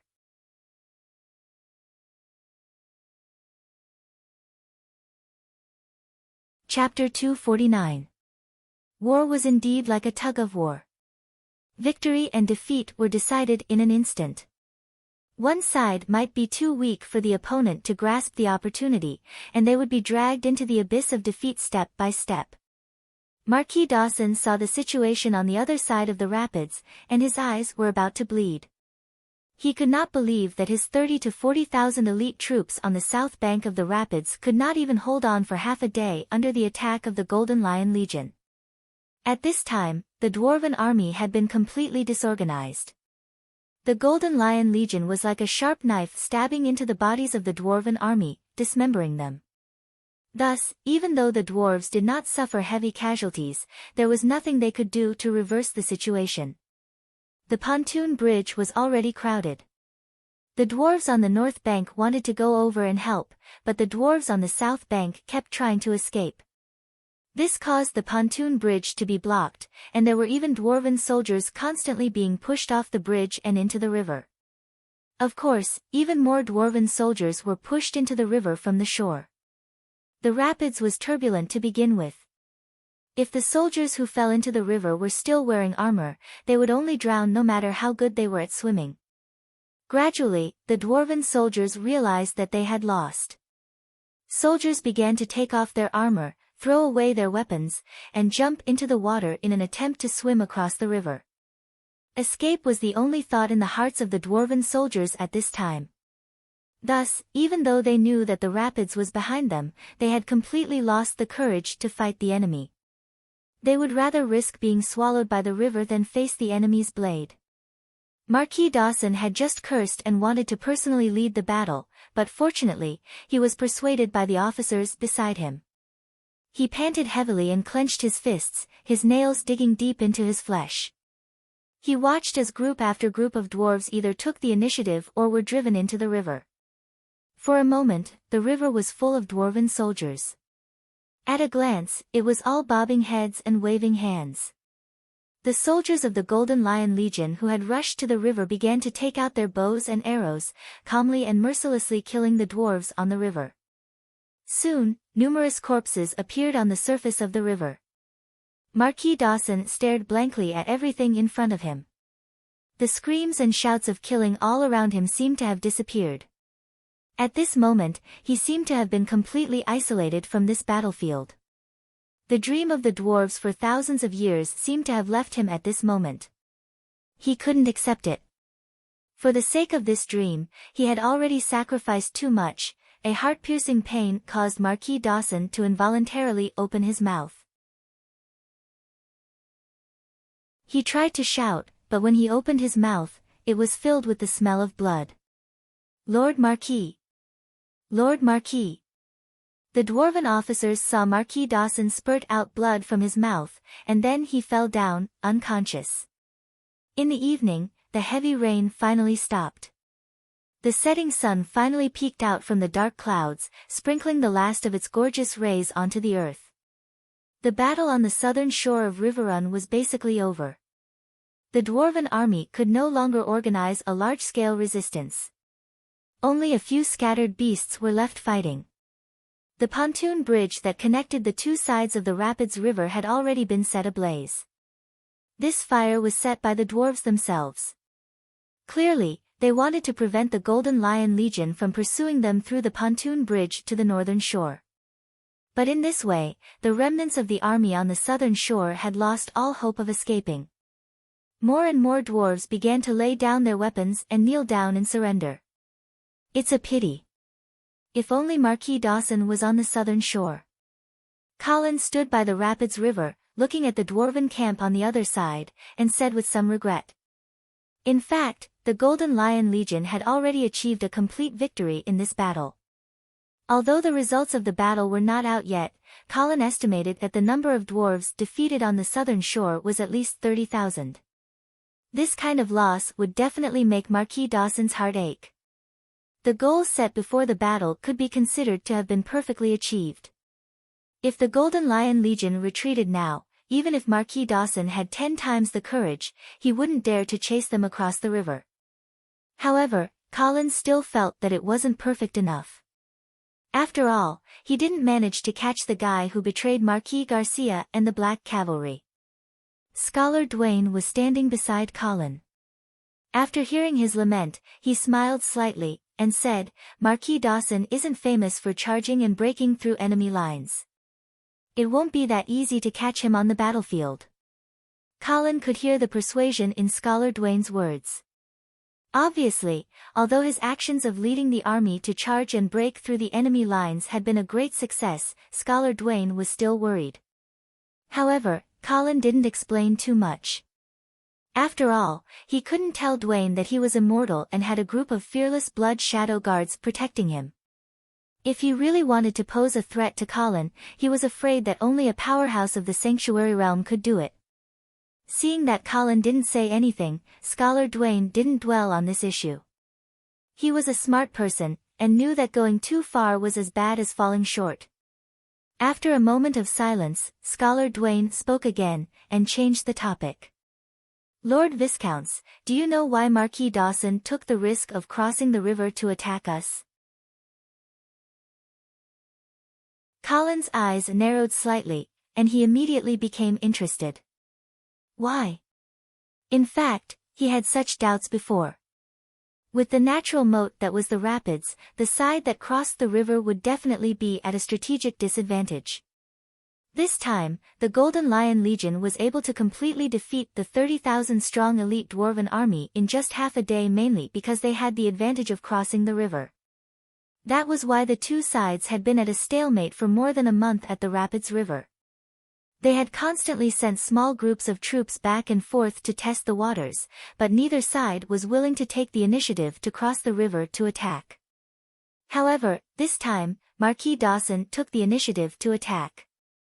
Of course, the chaos in the Golden Lion Legion's camp last night was definitely a trigger, but that alone shouldn't be enough to make Marquis Dawson take such a risky action. Scholar Dwayne smiled, and said, Lord Viscounts, do you know the Selinsky family? Selinsky? Colin flipped through the memories of his predecessor, but he couldn't find anything. He shook his head and said, I don't know. This shouldn't be a family from the northern frontier, right? Of course not. This isn't even a family from the Radiant Empire. Scholar Dwayne's gaze was deep, as if he had seen through 1,000 years of time and space. The Selinsky family used to be the royal family of the Dwarven Kingdom, but their lineage has long been cut off. Royal family of the dwarves. Colin's heart skipped a beat, and he continued to look at Scholar Dwayne, waiting for his explanation. Although the Selinsky family has become history, it occupies an extremely important position in the hearts of the dwarves. It has even evolved into a spiritual totem in the thousands of years of reminiscence and reminiscence. It has even become a belief. Therefore, if there was still a Selinsky alive, as long as he made a call, the dwarves would definitely surround him, and establishing a kingdom would be a matter of course. However, because the Selinsky family no longer has any descendants, the dwarves will face a problem when they attempt to establish a kingdom on the northern frontier. Who will be the king of the dwarves? Hearing this, Colin roughly understood Scholar Dwayne's meaning. So, Marquis Dawson chose to take the initiative to attack because he wanted to rely on his achievements in defeating the Golden Lion Legion to fight for the position of king of the dwarves. That's right. Scholar Dwayne nodded. Actually, in terms of title and power, Marquis Menham and Marquis Dawson are about the same. However, Marquis Dawson has a huge stain on his reputation. Colin nodded. He knew that this stain was clearly the matter of Marquis Dawson betraying the one he had pledged his loyalty to, Marquis Garcia. Because of this stain on his reputation, if Marquis Dawson doesn't have any outstanding achievements, then after the dwarves establish a kingdom, the position of king of the dwarves will definitely belong to Marquis Menham. Hee, what a pity. Now that he risked crossing the river and suffered a crushing defeat, it seems that Marquis Dawson has no hope of competing with Marquis Menham. Scholar Dwayne suddenly smiled coldly. Sir Viscounts, I feel that Marquis Dawson might not be willing to sit and watch Marquis Menham ascend the throne of King of the Dwarves. Oh. Why is that? Because the Dawson family had married a daughter of the Selinsky family. Therefore, after the Selinsky family perished, the Dawson family felt that they were the true inheritors of the King of the Dwarves bloodline. This thought became more and more intense as the Selinsky family's position rose in the hearts of the dwarves, to the point that it became a kind of paranoid belief. It is because of this that Marquis Dawson didn't hesitate to betray Marquis Garcia, who he was deeply indebted to, in order to create the conditions for the dwarves to establish a kingdom. It is also because of this that I feel that Marquis Dawson won't easily give up on the idea of competing with Marquis Menham for the throne of King of the Dwarves. Colin's eyes lit up. He immediately realized that if Marquis Dawson was truly unwilling, then this was an opportunity that could be exploited. Thinking of this, the two looked at each other and revealed a smile full of deep meaning.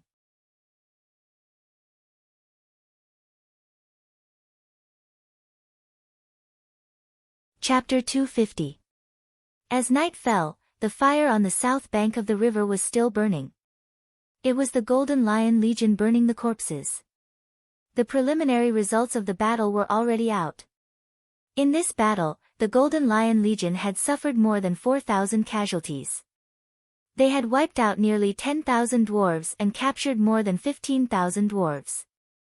In addition, there were also a large number of dwarves who had jumped into the river.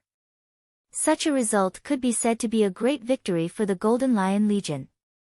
Marquis Dawson's threat had been greatly reduced. At the very least, if the Golden Lion Legion chose to retreat at this time, the dwarves on the other side of the river would definitely not dare to pursue them. This battle also gave Colin a more intuitive understanding of the combat effectiveness of the Golden Lion Legion. It was indeed worthy of being called the most elite unit of the House of St. Hilda.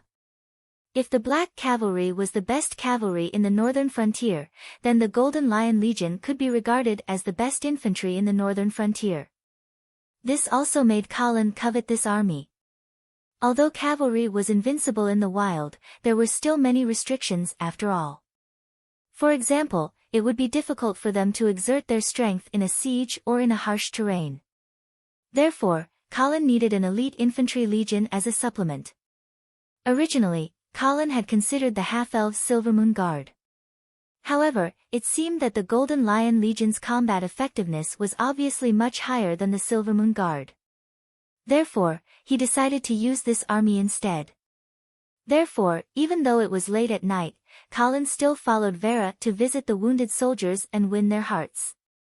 It had to be said that with Vera's identity, it was indeed very easy for her to do such a thing. In addition, she was also very beautiful and kind. Every soldier who had a friendly conversation with her was so excited that they burst into tears.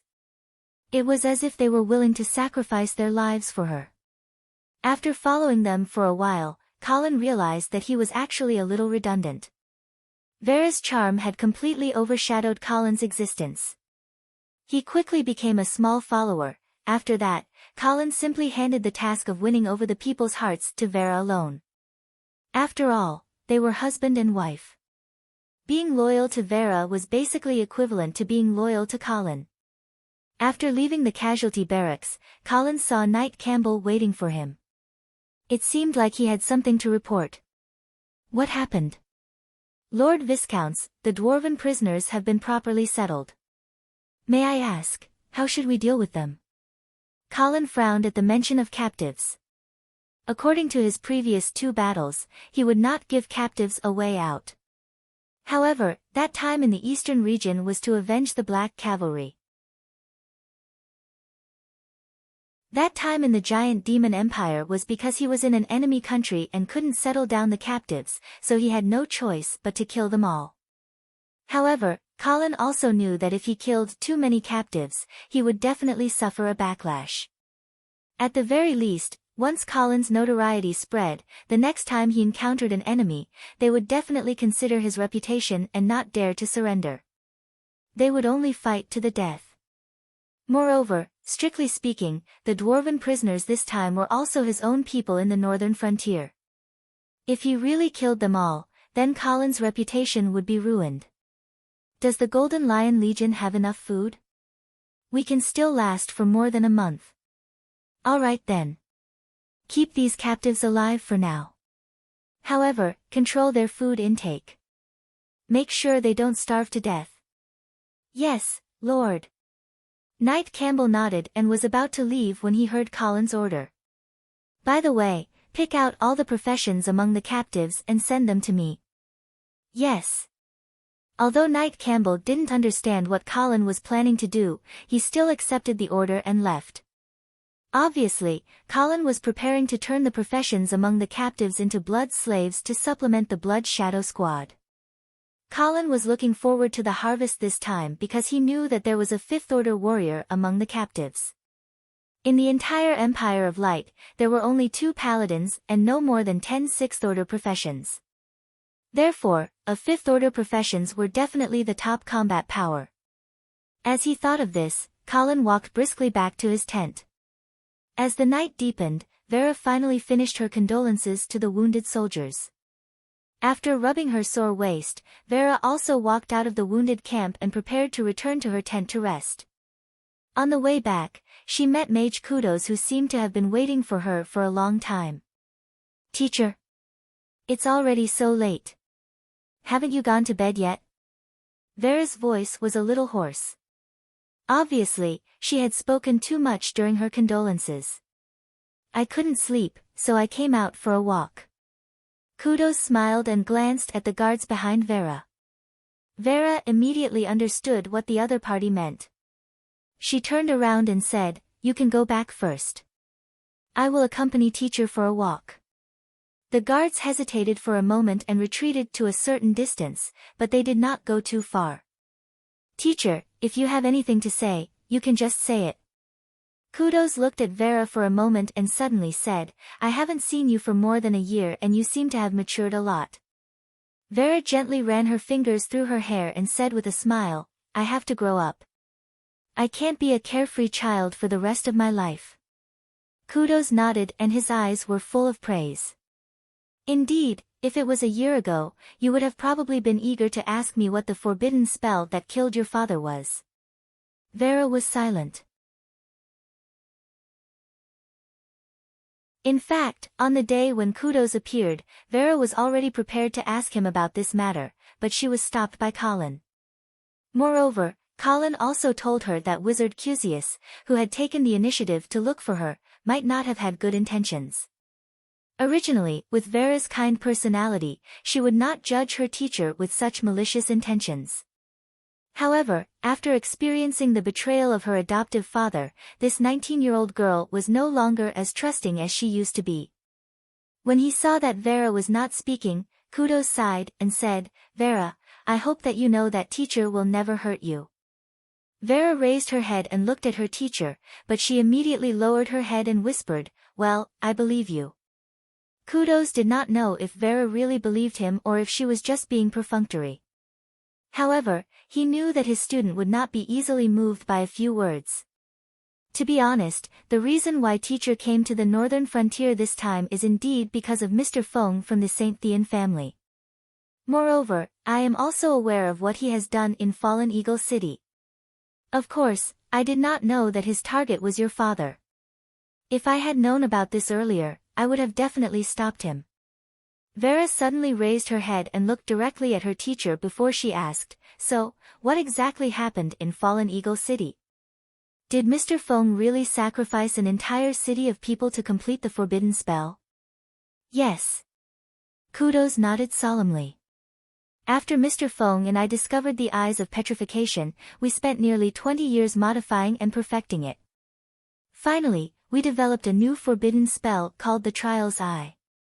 "Trial's Eye?" "Yes." Kudos took out a scroll from his robe and handed it to Vera. "This is the scroll. You can take it and study it yourself." Vera was a little stunned when she saw Kudos's honest attitude. After a long while, he took the forbidden spell-casting scroll with his trembling hands. However, she did not open it to look at it. With Vera's character, she was not willing to study or even understand a spell that required the sacrifice of an entire city of people, no matter how powerful it was. However, as a mage, her curiosity made her really want to know what this terrible forbidden spell was. Kudos looked at Vera, who was in a dilemma, and smiled. "I have already given you the scroll. You can study it carefully. However, remember to keep it a secret. This forbidden spell is not only the hope for the rise of the mages, but it could also be the curse that kills us." After saying this sentence, Kudos left. Vera was left standing in the same place as she stared at the scroll in her hand. You're tuning into the Blissful Bookshelf YouTube channel. We're so grateful for your support, and don't forget to subscribe to join us on this incredible journey through captivating stories. Your generosity through donations truly makes a world of difference, as it's the primary source of revenue that allows me to expand and enhance this channel for you. Thank you from the bottom of my heart for being a part of this adventure.